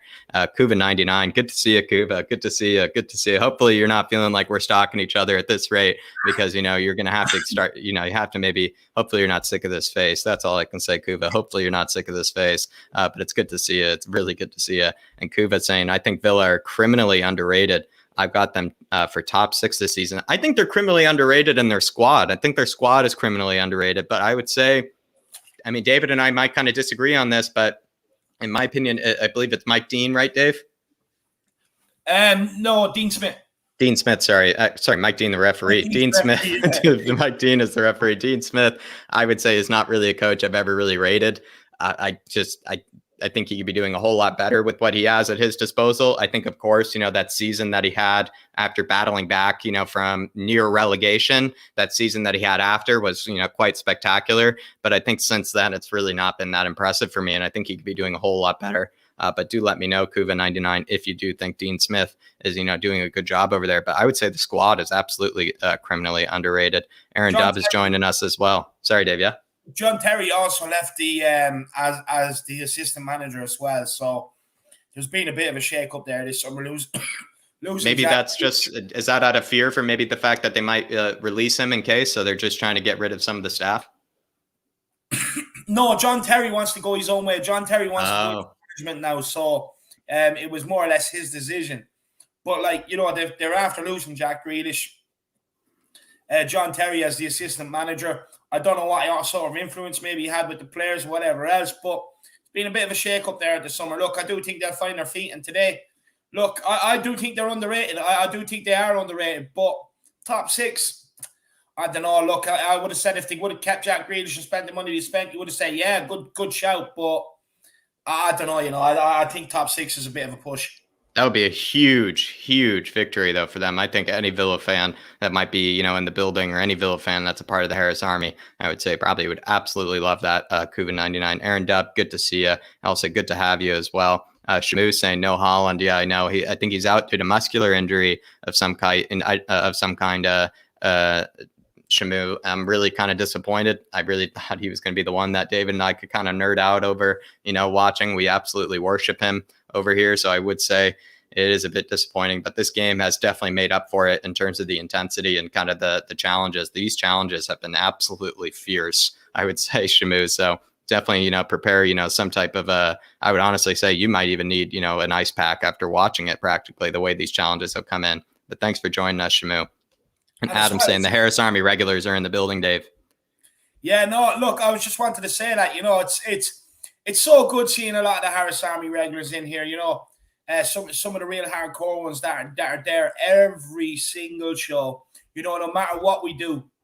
And I have to say a massive thank you. And it's actually, it's so good to know how much, you really appreciate what Jack has done in the Irish Hotspur, and that you're willing to follow over to this channel here, and join us on some other stuff that maybe isn't Tottenham related and everything else, and just to see the support that you guys are really putting behind this channel, behind Jack and myself. It's absolutely incredible, and we'll be ever for indebted to you guys.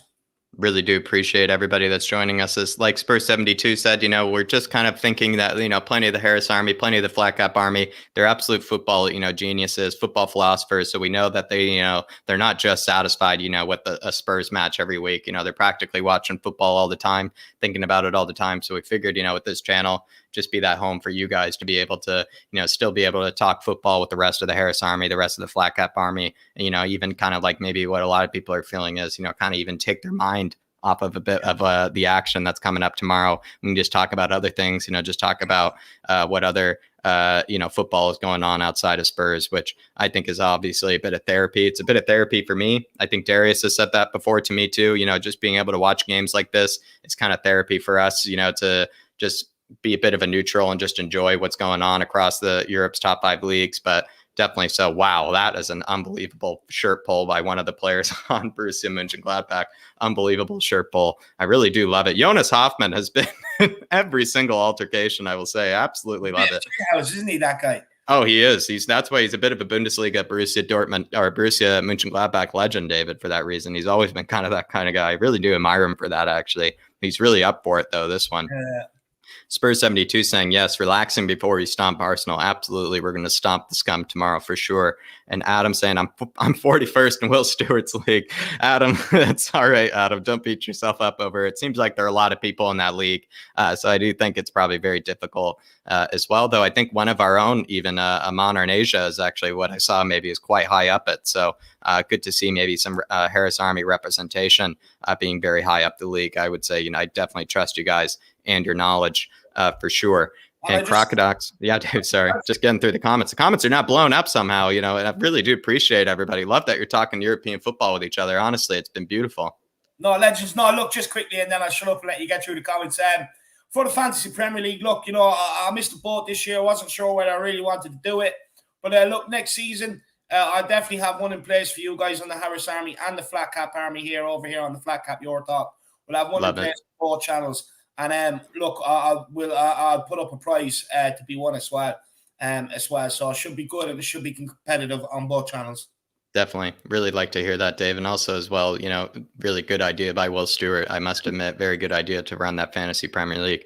Crocodox saying, yeah, I'm in Will Stewart's league. Top 5 at the moment. Yeah, this is what I'd love to see. A bit of Harris Army representation in the top 5. So Crocodox, maybe you could be teaching us a bit about the Premier League. David has clearly really helped me out tonight with his knowledge of, Premier League news, history, talent, whatnot. And so I would say it's actually been very, very informative for me, this actual watch along. I thought it would be a bit more relaxed than this, but I think we're just going back and forth and forming each other. So maybe that's just how it is, though, with the Harris Army and the Flat Cap Army. Just like it's a chat full of scholars, Dave. They all know what they're saying. They all know what they're doing. They can inform each other on anything that has to do with football across Europe as well as Premier League for sure. So Nuska is saying fantasy Premier League is definitely fun, but I get too into it and I get distracted. So I decided not to play this season. So Nuska, that's how I kind of feel about it, to be honest. That's how I feel about it. I get a bit too distracted, start to maybe think about, how can, I get the best out of X striker that I really don't care about, and things like that. So I kind of feel you on that regards to Nuska. Again, a ridiculous challenge. Jesus Christ, honestly, is that Jesus, honestly. I don't even know, Dave, at this rate. This is brilliant. Anybody that's watching this is just, this is the dark horse kind of stuff that we love to see, I would say. Or sorry, the dark arts. You want to just barrel straight into him, Jesus Christ. Even that, but then also as well, Mats Hummels then lifted his cleat at him as well, just to finish through him. It's just brilliant. This is archaic. This is archaic. I mean, when he lifts his boot like that, he's protecting himself, really, isn't he? At the end of the day. No, I loved it. Love to see it. Like, that's an experience as well. At the end of the day, like, if the other guy is just going to, do what we're about to do at the Emirates at the weekend and just, steamroll non-stop express right through. But, like, fair play to Hummels sticking up his foot. He's like, well, if you're going to clatter me, well, here you are, buddy.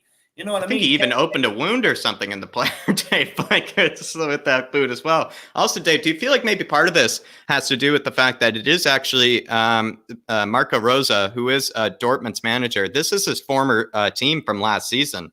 So you might think also as well, some of these players are maybe trying to make a statement, to him, saying that, like I said, that managerial merry-go-round, they're just saying, you can't leave us for a big, crosstown rival, like Dortmund. So that's probably what's even going on as well. Are they rivals?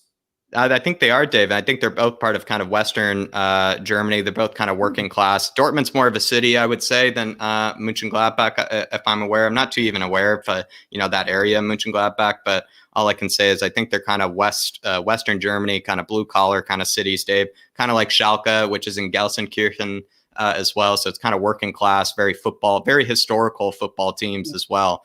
In the Bundesliga. So there's definitely a big rivalry just because these two teams are very famous in the Bundesliga. Maybe even Shamu can help me out on that one. But David, I think they're actually quite close to each other in Western Germany. And just off topic, just curious to know. You can not answer if you don't want to and answer me later. But, of course, you spent time in Germany. Of course, the wall was there. Is there a big difference even now today between West Germany and East Germany? Huge. I even lived in East Berlin, Dave, and there's a huge difference between West Berlin and East Berlin still to this day. Mm-hmm. I can say you can see in the architecture, you can see in the people, even the language is somewhat different in East Berlin as well. They use just different sort of words for things. It's actually quite incredible. And I would say if you even were to go even further east, you definitely would see that also as well. Eastern Germany, I think, is a little bit less modernized, not as also tolerant as well. I would say I think there's more of a refugee issue in Eastern Germany. They're not as kind to the refugees over there or any of the incoming immigrants to the country, whereas Western Germany is very accepting, very even more politically liberal, you might say, in Western Germany too. So it is very fascinating, I would say, still to this day, David. Yeah, huge differences. Oh, Liverpool have gone 2-1 up. It's Liverpool 2, Brentford 1. I'm glad we're not being tortured by that then, Dave, because that would be hard to watch, especially seeing the Scousers celebrating that. But Sanuska, I would say, is absolutely happy that you're not stressing yourself out with Fantasy Premier League this season, and really also appreciate everybody joining in as well. Really, honestly, very, very happy that you guys have decided to join us for this one. And again, really appreciate you guys blowing up the comments in the way you are as well. Yes. Kuva99 saying they went a long time with Grealish injured too. Yeah, that is a good point. I guess talking about a bit of that top six, kind of statement. I'm glad to be back playing. All I could say is they're putting in the harsh challenges, Aaron. They're putting in the harsh challenges. These Borussia Mönchengladbach players, they really do like to put in a rough challenge. And also, again, it's just watching this. It's just unbelievable, some of these challenges. It's just flying boots across the pitch, flying arms. The referee, I would say, he's practically negotiating war zone at the moment, Dave. Yeah, I don't understand that. I don't how he hasn't produced more cards is beyond me. Kuva99 saying, Jack and David, you're like a comfortable pair of slippers for me. I'll be doing some DIY work in the back room and have you and the game for easy listening. Yeah, Kuva99, I had a bit of, kind of a honey to-do list, I had to do this morning before, she went off and hung out with the friends and whatnot, because, David is probably understands, sometimes, especially, with what we've been doing, kind of leave a bit of a mess with the wires, and like, even the empty coffee mugs and stuff like that spread everywhere. That's all I can say, Kuva. So maybe you're doing a bit of a, kind of a honey to-do list. And I think definitely no better listening to have in the background than probably David and I, especially when we're just talking everything from East German politics to, two-footed challenges. I mean, hopefully it's, the type of listening that you're looking for. And look, I'll just say to Kuva, if you are up late painting tonight and you have to do that, still finish that DIY, my man. What a shot! That was ridiculous, Dave. That Jonas Hoffman, I think, again, that guy is actually, I will say, he's actually becoming weirdly, I've never really thought much of him other than he's kind of a bit of a Bundesliga veteran, but that was a ridiculous shot.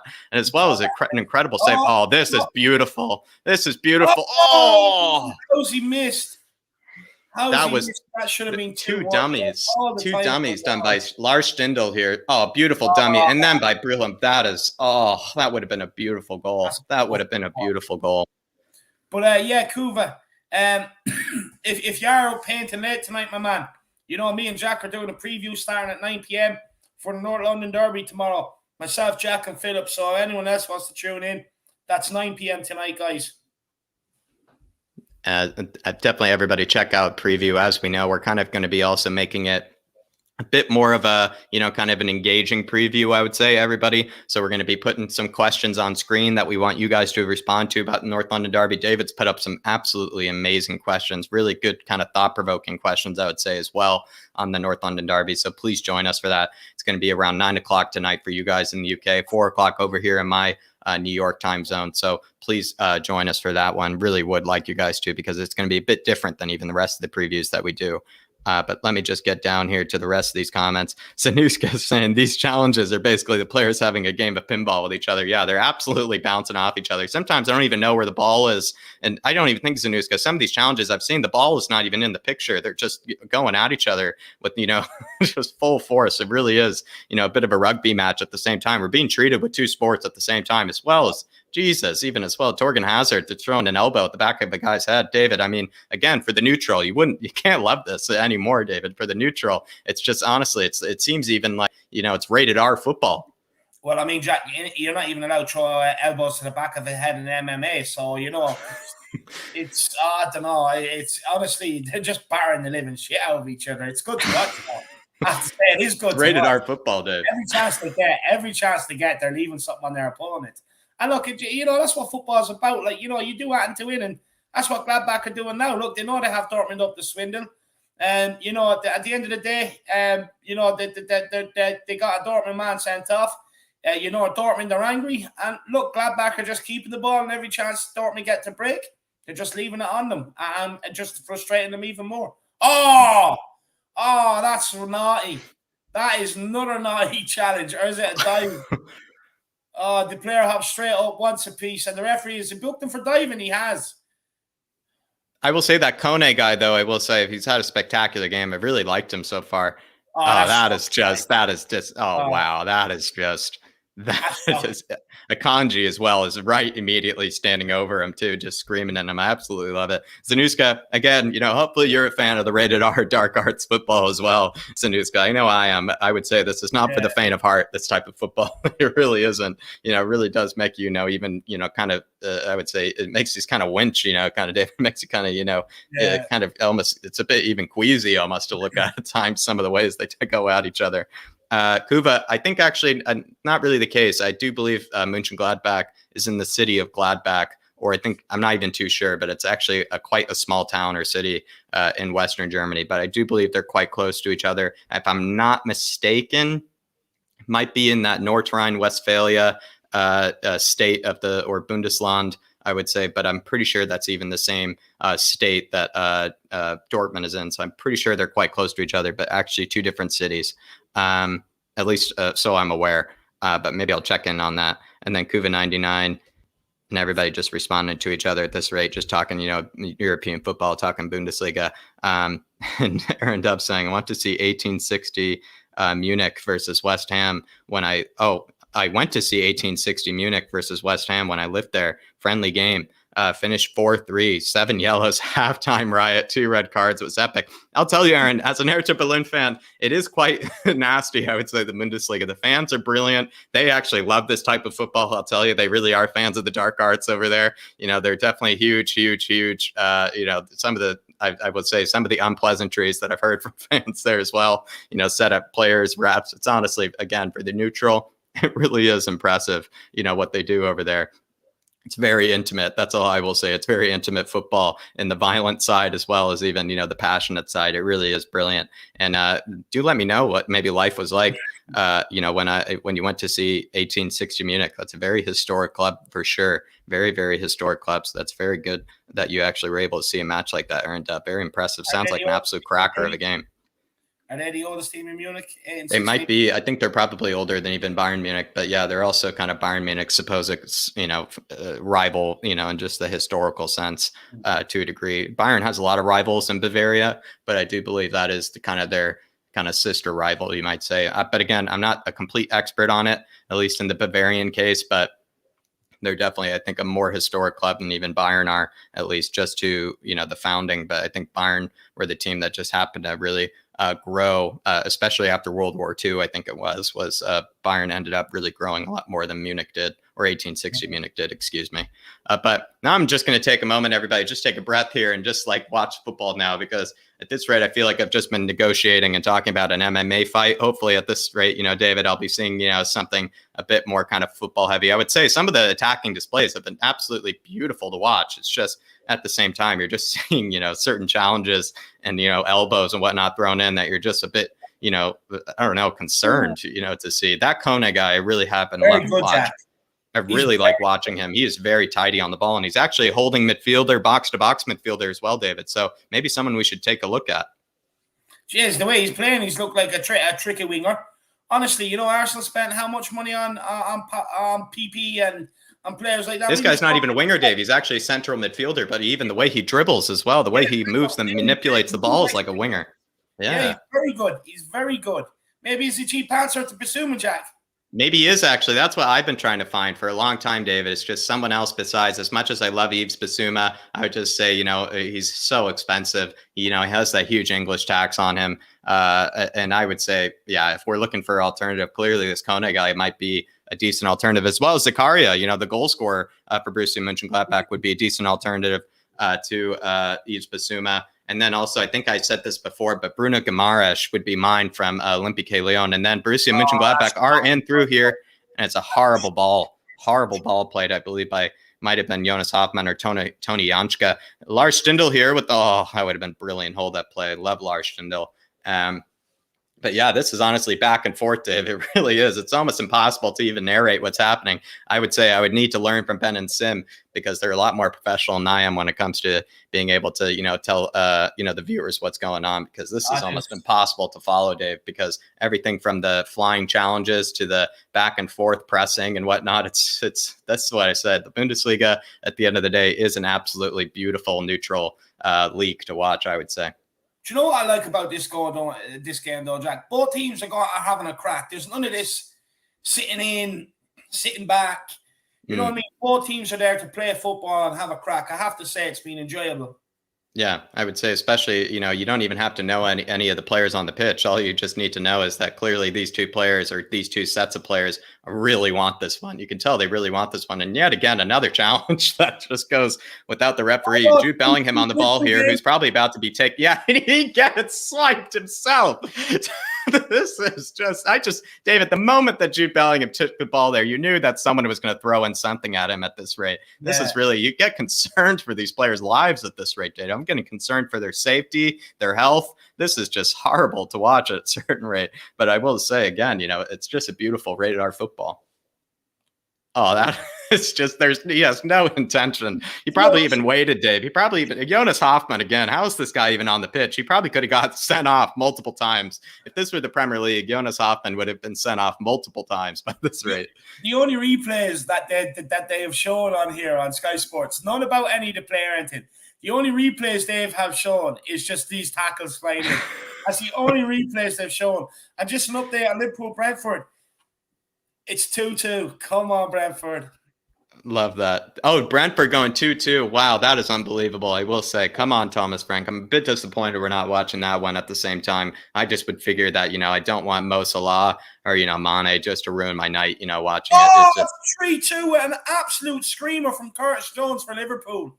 That's where it is. Screamer, Jack. Here it is. That's what Liverpool do, Dave. That's what Liverpool do. They just absolutely ruin the party.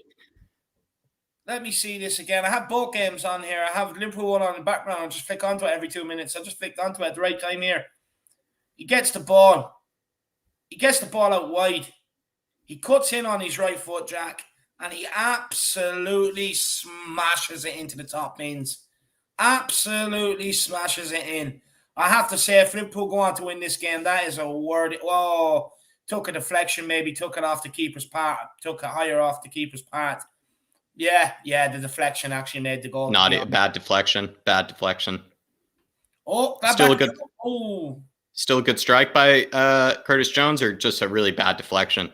Oh no, he caught it sweetly, Jack. He caught it sweetly, but with the deflection, it took it higher than what the keeper died, and that's what made the goal. But he struck it sweetly. He got the reward for how cleanly he struck it. To be fair, with plenty of power on it as well. Spurs 72 saying, last night I watched Club Brugge against OHL in Belgium. You guys have me watching leagues I never thought it would. Yeah, let me know how the Jupiler League went. I think that's what it's called, the Belgian Jupiler League. Yeah, let me know how it went.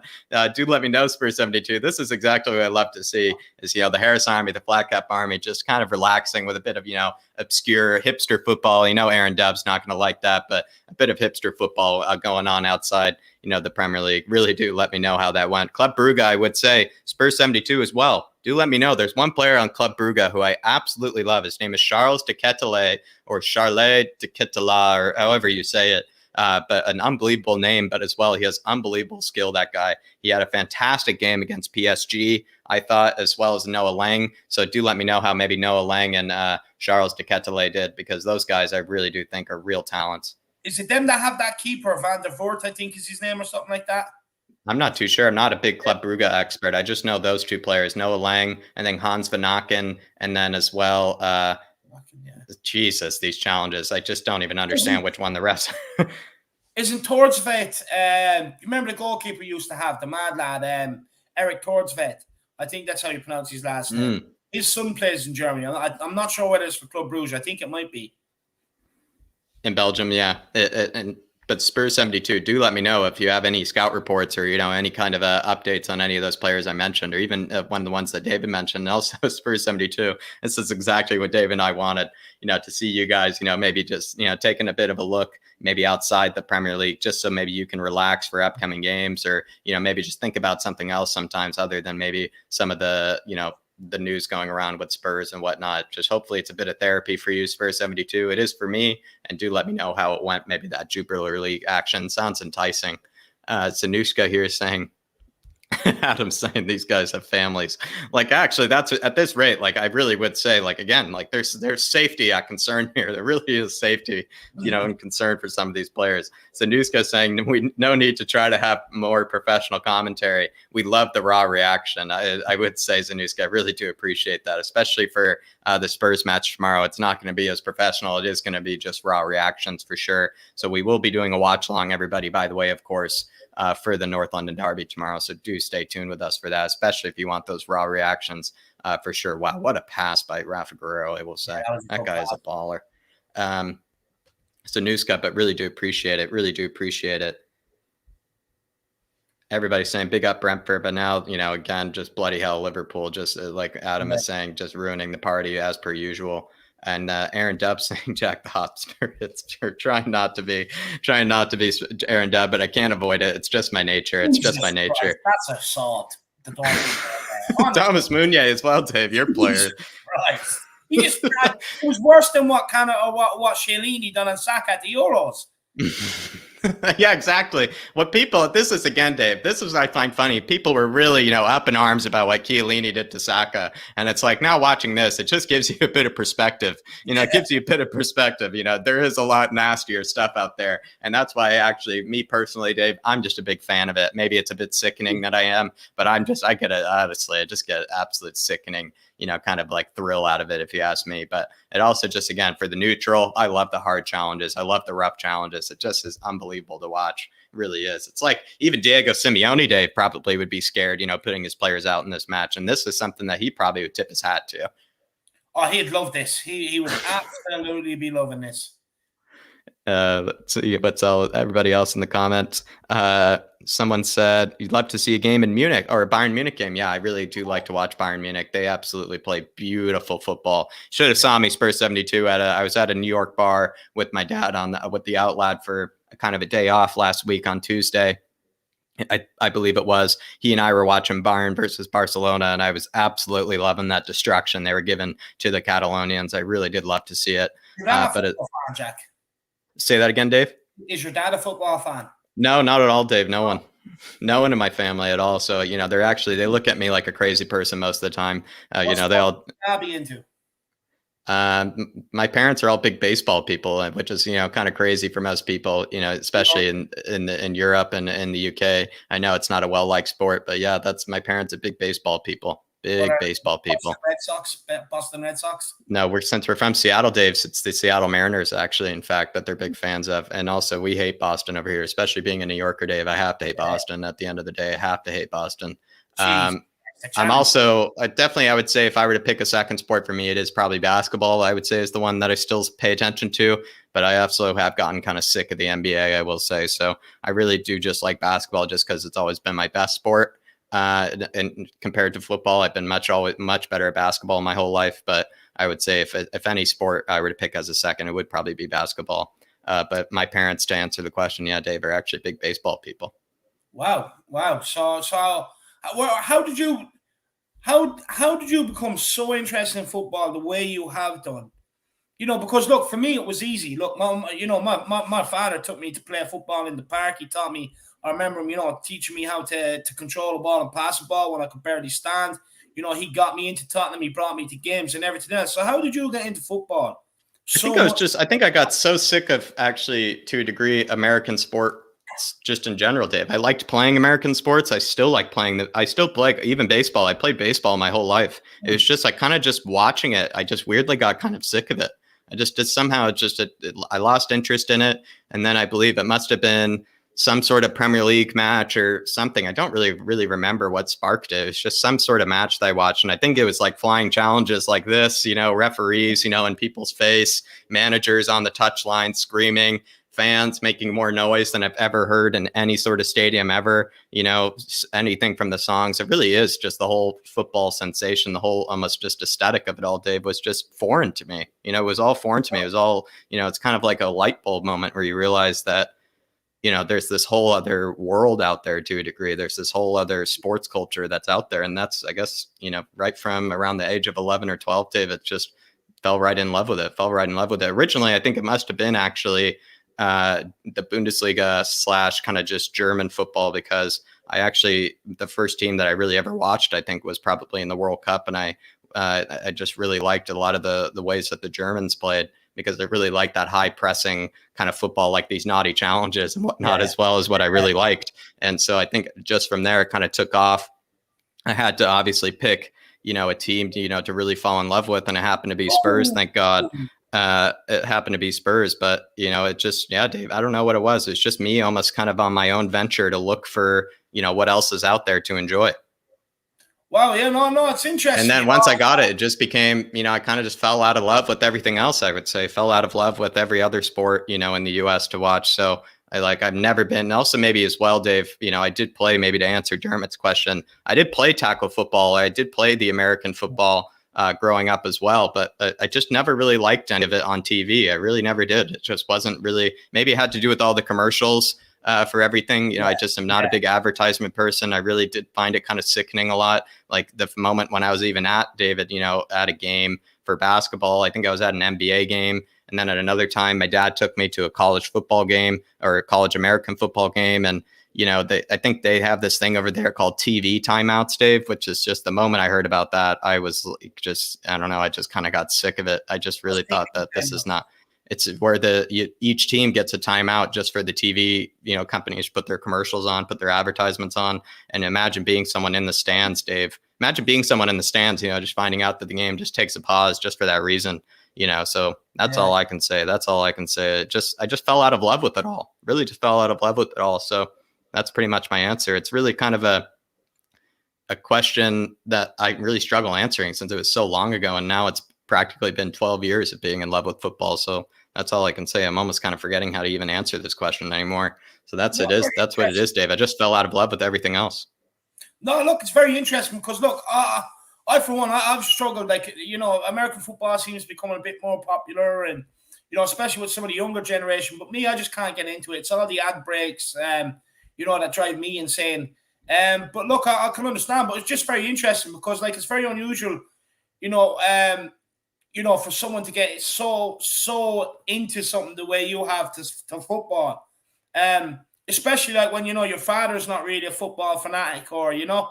I wasn't even very good. It's actually my worst sport as well, Dave. I've never been a good footballer. I've never been a good footballer. I've always was actually just more known for kind of the work rate. You know, I was practically like a Thomas Meunier, kind of like a tall fullback, you know, where I would just kind of be known for, I was actually like this, you know, liked the naughty challenges, liked, you know, the Pepes of the world, the Sergio Ramoses of the world, because they were just also my idols in that regard, because they did things that I could only do. I could never imagine being good on the ball, being technically sound or anything. I was probably also the world's worst finisher my whole life as well. I'm one of the world's worst finishers. I probably I can count, you know, endless times I've missed sitters, Dave. So it really is, you know, I've always been more of a defender as well. And so that's why, you know, the shithousery to the dark arts, I don't know what, I just fell in love with it immediately. To also maybe, you know, see, I don't know. It's a whole different world, Dave. That's from the American perspective. All I can tell you is European football is just a whole different world, Dave. It's a whole different world. Also, maybe the internationalness of it, Dave, you know, maybe was a bit of an appeal to me. I think the fact that you are practically in football competing against the entire population of the earth.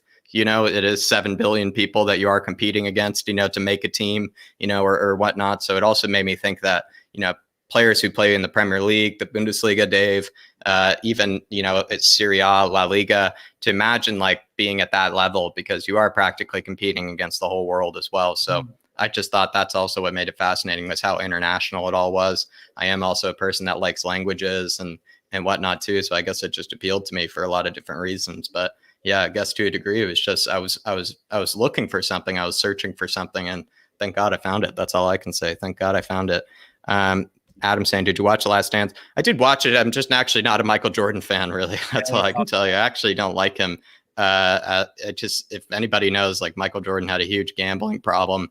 You know, in fact, that's even, I believe, the reason why he had to leave the NBA is because they were exposing his gambling problem, and they had to, you know, give him the option, you know, whether to, you know, leave the NBA and not expose the truth, or I mean, maybe people might disagree with it, but it's very true that he had a horrible gambling problem, and he would even they would find him at sometimes, David, you know, if he was playing in like, you know, New Jersey or something, right, Dave, they would find him at like the casino floor at like 3 a.m, like still pulling slots and whatnot, like Michael Jordan. So even golf games, he bets like hundreds of thousands of dollars on golf games.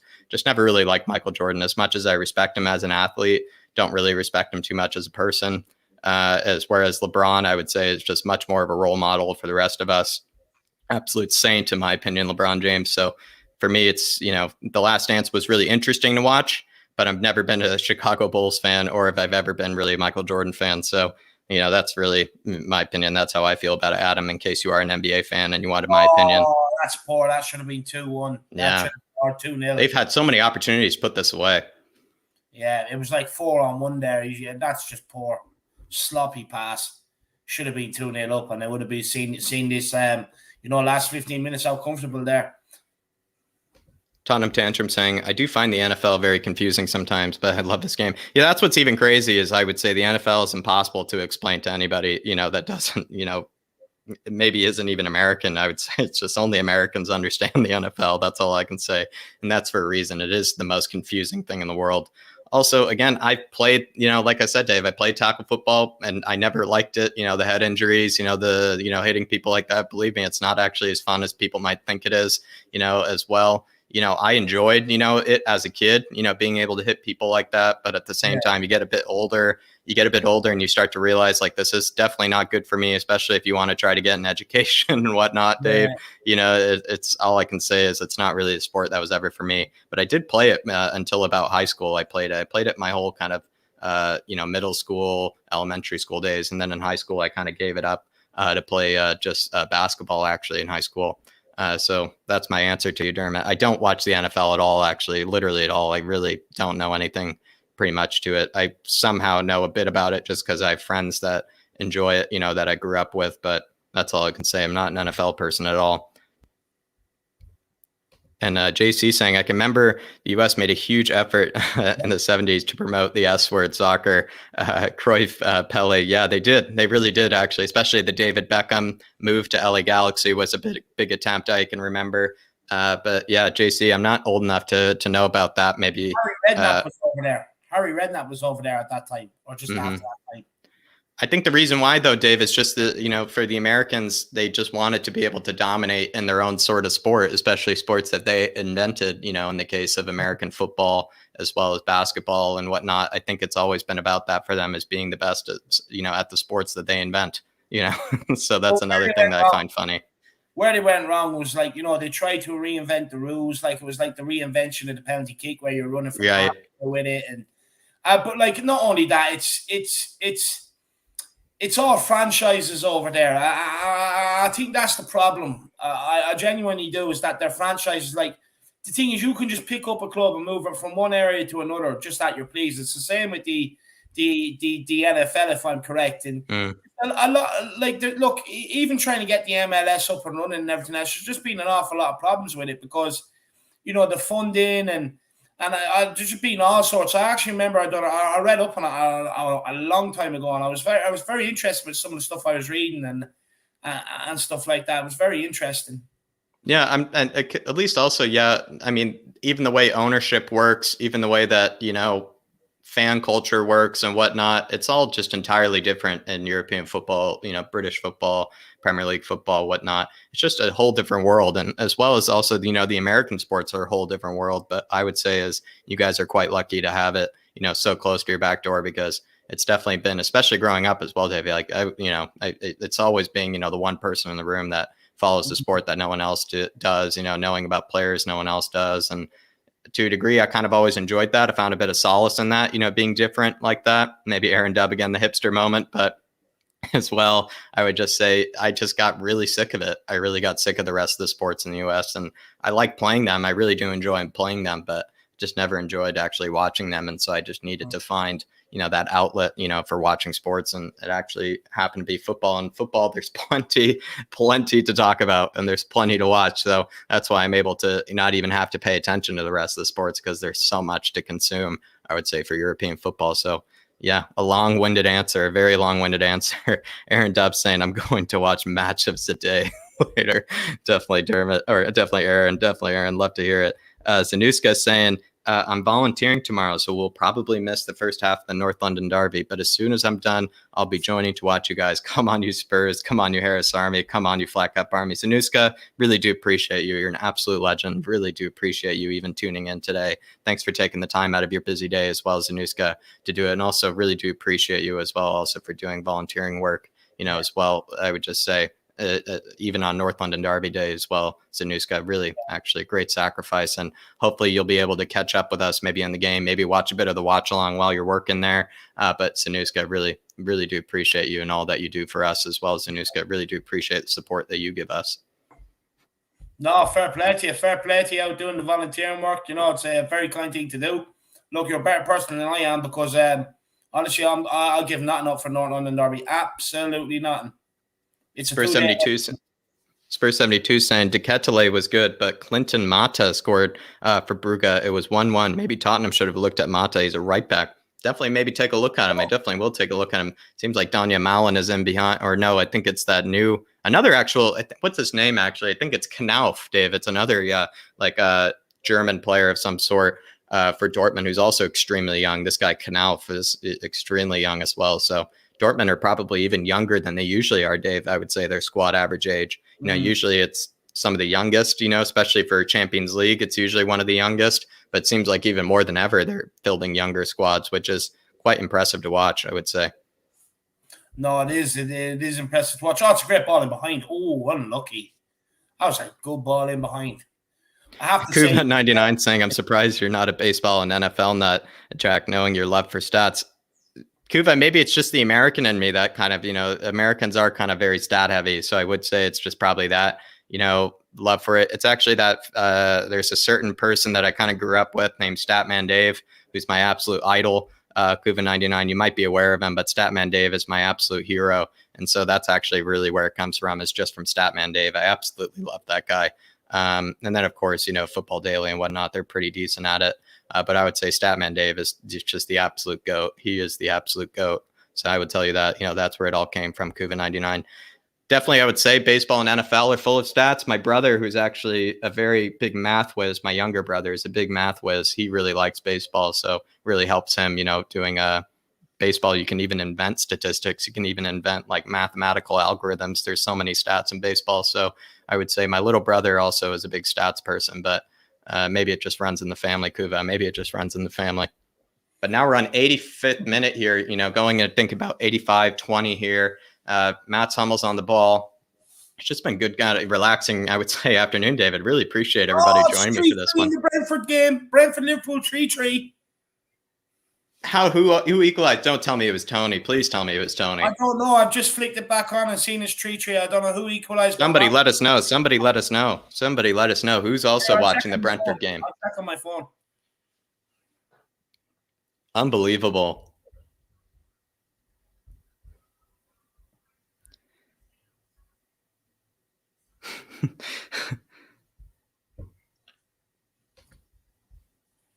Tottenham Tantrum. Yeah, I know you're a big Formula One Tottenham Tantrum, I would say, or Dermot. I really would like to get into Formula One. I love the Netflix series.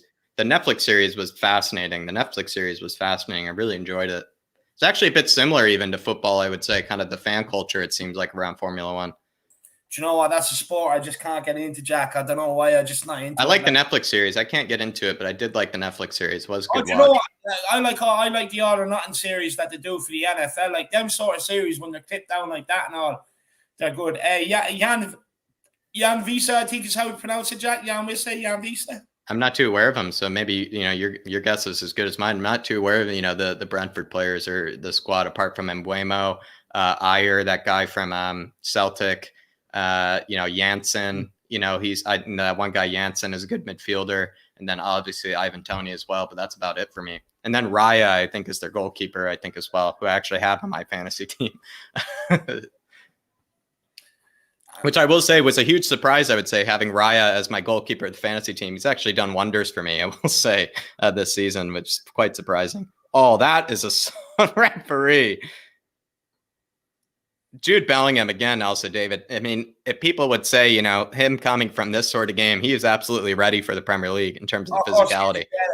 Look at these challenges he's taken. I mean, he probably might go into the Premier League, expecting these challenges on him, and they actually won't come. He might be a bit rattled by the fact that the Bundesliga just seems to be a bit more, wow, what a baller as well. He even takes it well. He takes the challenges really well. Jack, the challenges are even worse in the Championship, and at the end of the day, that's where he honed himself. You know what I mean? Right. He came into it at 16. He wouldn't have put him in at 16 if he wasn't able to handle himself in the Championship, because the lower you go down the leagues in England, the worse the refereeing is, I would say. And the more the teams seem to get away with, and especially off the ball stuff when there's no referee around and stuff like that. There's no VAR to catch them doing the dirty things. So the fact that he was able to do it there was already meant he was ready for the Premier League, but this just proves it even more. Kuva 99 saying, just a moment here. COVID-99 saying this match alone has toughened up Bellingham for the next 10 years. I would say so. I couldn't even imagine the bruising that some of these guys must be having after this one. I mean, these people are running full force into each other. And I would say, especially Jude Bellingham, somehow he's still able to run all over the pitch with how many challenges he's taken. It really is impressive. But as well, he even was hyping up the away crowd, David. He was hyping up the away crowd, almost kind of Erling Haaland-esque, you might say. Wow, what is Axel Witsel doing? What is Axel Witsel doing? He's a player. It looked like I was heading in, you know. Yeah, that was an absolute screamer that he hit as well. Yeah, I don't know what he's doing there, but again, Jude Bellingham, I would say, is almost even doing what Erling Haaland would have done. Erling Haaland would have been hyping up the away crowd in the way that he did, the traveling away fans. So Jude Bellingham even taking a page out of Haaland's book, I would say. Probably them together, David. I mean, talk about mentality, those two. Yeah, no, unbelievable mentality, I have to say. But, you know, look, oh, Jesus Christ, Dortmund are just playing into their own problems now. But, yeah, no, look, Dortmund, Bellingham, it looks like they have similar attitudes, Jack. You know that. Look, you no matter what's going on around them and everything else, they just want to play football, and their dedication to try and be the very best they can be. It's very, very refreshing to see then a youngster come through, or even a 25-year-old certain player sitting at Tottenham, you know, who's happy to collect the wages and not improve. You know what I mean? And won't take charge of his own career. Whereas you see the likes of Haaland, Bellingham doing it. They're the sort of players we need to be signing with mentalities like that.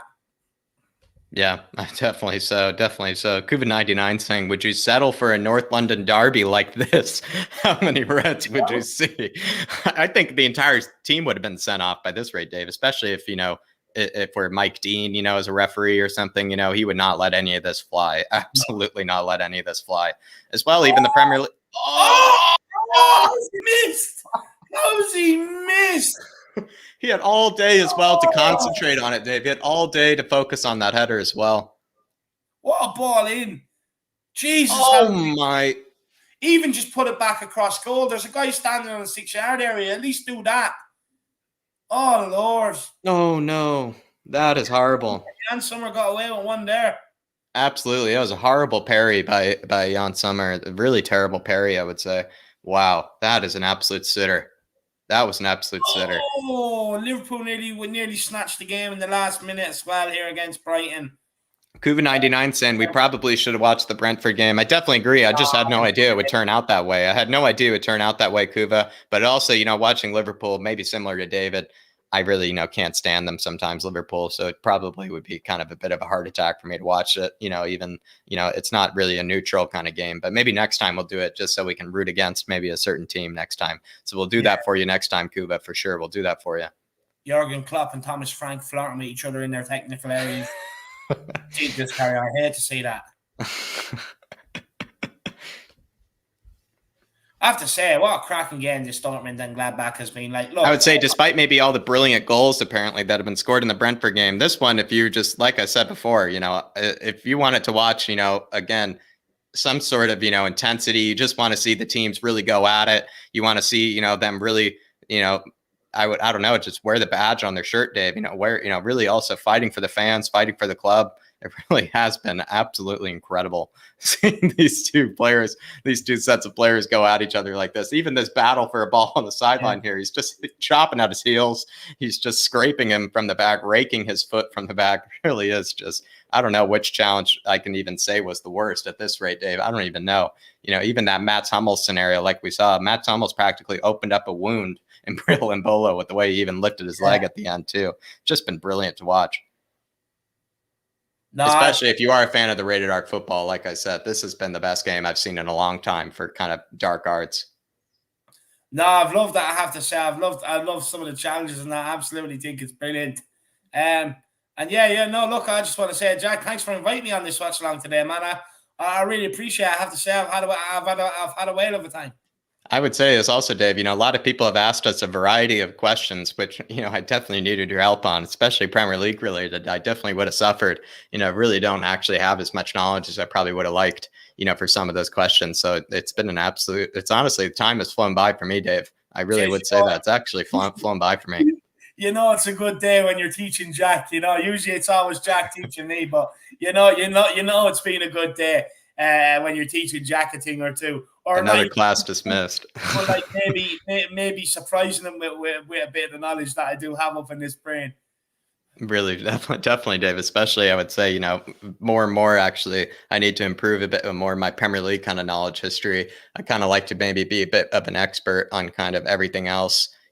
Just all European football. But I definitely need to, especially with some of the questions been asked. But also as well, a lot of the personal questions people have asked, as well tonight have been really interesting. Not things that I'm usually often asked. So I even kind of fell out of practice, answering some of these questions. Actually, pretty poor at it, I would say. I don't really have a full answer even for some of them. So really, actually, been really good to know the Harris Army, really get to know even David, has learned probably a few things about my past and whatnot. So it's actually just been, like I said, time has flown by. No, it's been a good watch along, I have to say. And, it's good to hear more about how you got into football and sort of stuff like that. It's I've really enjoyed it. Liverpool and Brentford have finished 3-3. And, that's a poor ball by Dortmund. And it looks like Mönchengladbach will get out of here with the 3 points just barely.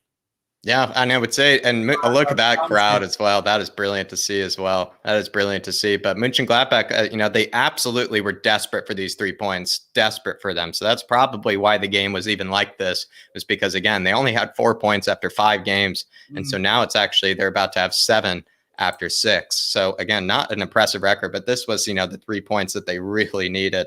I would say the 3 points that they really need. I'm actually a bit concerned now if they're going to be holding up at the corner. I'm a bit concerned there might be a rated R challenge put in here, because again, what I've seen some of the challenges today, I would not want to be the one holding it up in the corner. I would not want to be the one holding it up there.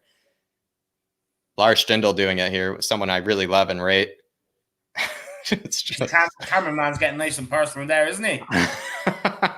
Just you can nearly get up the shorts there.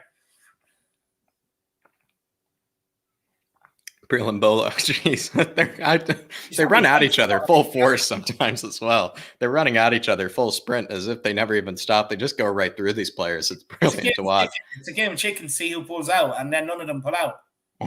It's a win. It's over. Gladbach have won 1-0. Well done. Marco Rosa defeated by his former side. Adi Hutter, the Eintracht Frankfurt coach, or former Eintracht Frankfurt coach, defeating Marco Rosa. Like I said, managerial merry-go-round. An impressive win for Borussia Mönchengladbach as well. Marco Rosa looks very disappointed, by how it's gone. He actually probably thought he was showing up to a football match, not in an MMA fight. Especially considering Anthony Joshua's tonight, David, he actually probably just realized he doesn't even need to watch that tonight because of what he just watched today, I would say. So he's actually even looking at some of his former players and whatnot, congratulating them. But really, I would say an unbelievable battle between these two. I would say at times it wasn't football, but from the neutral perspective, it really was brilliant to watch between these two because you could, I mean, at the end of the day, David, they all left it out on the field. You have to say that they left it out on the field. No, they definitely did, I have to say. And Kuva's comment there is brilliant.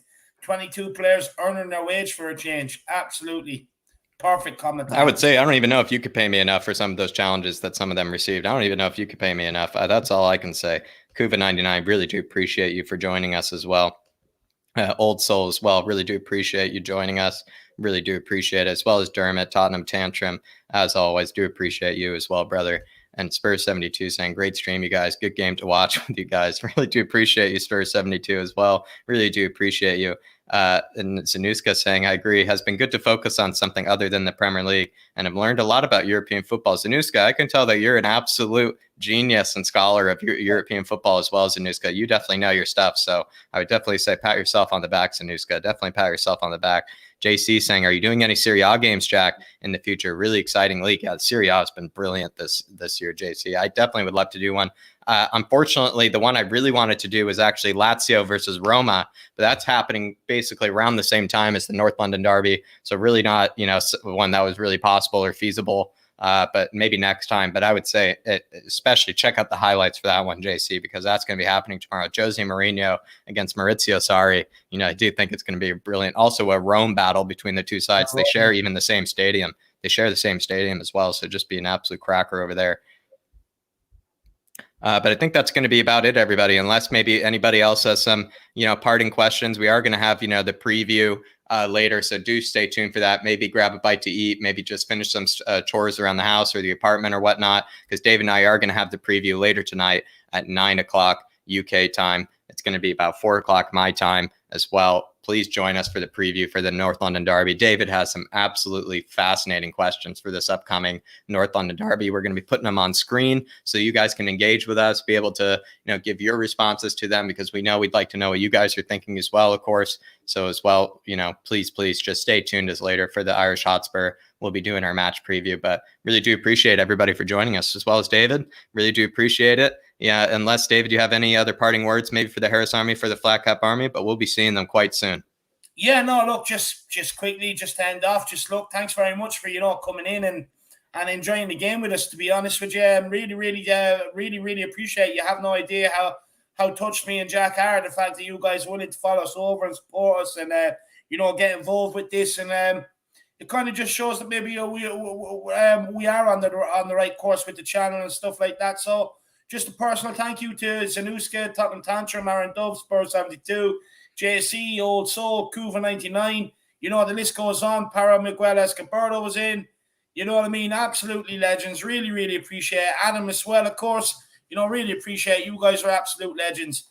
Thank you so much. But Jack, maybe before you end off, why don't you tell them what's coming up on the Flat Cap Euro Talk, man?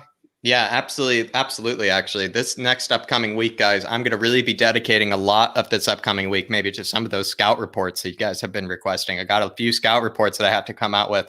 I'm going to decide on Moussa Diaby is going to be one of them. I think someone that we should absolutely be looking at, especially he is a Bundesliga man, the Bayer Leverkusen player. And then as well, I'm going to look at Anthony, who was requested, I believe, by Paulo Miguel Escobardo, the Ajax Brazilian winger, who had 4 assists, for as much as Sebastian Haller scored those four goals in the Champions League. I believe they were all assisted by Anthony. So the guy really is a real talent. But as well, there's going to be, I think, a bit of a follow-up on some of also Lee Kong In. I'm going to give a bit of a scout report on them. So I would just say, everybody, please stay tuned for the scout reports that are going to be coming out. I think a lot of people really seem to enjoy the scout reports, especially players that maybe we all wanted, to be coming to Spurs. So I think that's going to be what I'm going to be dedicating my time to next week on this channel. I'm really looking forward to making them. And then as well, I'm going to try to figure out how to do a bit of highlight reactions to some of these scout reports as well, so I can include a bit of visuals in it for you guys. So do let me know if that's something you'd be interested in. It seems like something that's what people are looking forward to. And then also, David, FIFA is fast approaching as well. So everybody that enjoys a bit of FIFA, especially maybe a bit of FIFA between David and I, it would almost be like the match that you just watched practically. That would be me and David, in FIFA. So I would just say, if you like any of that, maybe a bit of the rated R kind of stuff, content, I would say, definitely just stay tuned over here for the FIFA. So scout reports to FIFA, it's all coming thick and fast for us, as well as obviously Champions League content,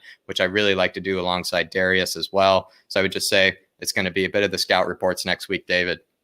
And then maybe also a bit of some FIFA related content as well. So really do hope everybody can stay tuned for it. Appreciate everybody for coming on tonight. I'll be seeing you later at 9 o'clock. So really, everybody, just maybe do some things around the apartment, just feed yourself, get something to drink or whatnot. And hopefully we can see you later for the match preview as well for the North London Derby. I would just say now, still, come on, you Spurs, because we have that preview tomorrow. Let's get one in for the boys tomorrow, but also as well, please join us for the preview. Really appreciate everybody also for showing up for this one. It really actually means a lot to me that you guys tuned in for this one, the Harris Army regulars, the Flat Cap Army regulars.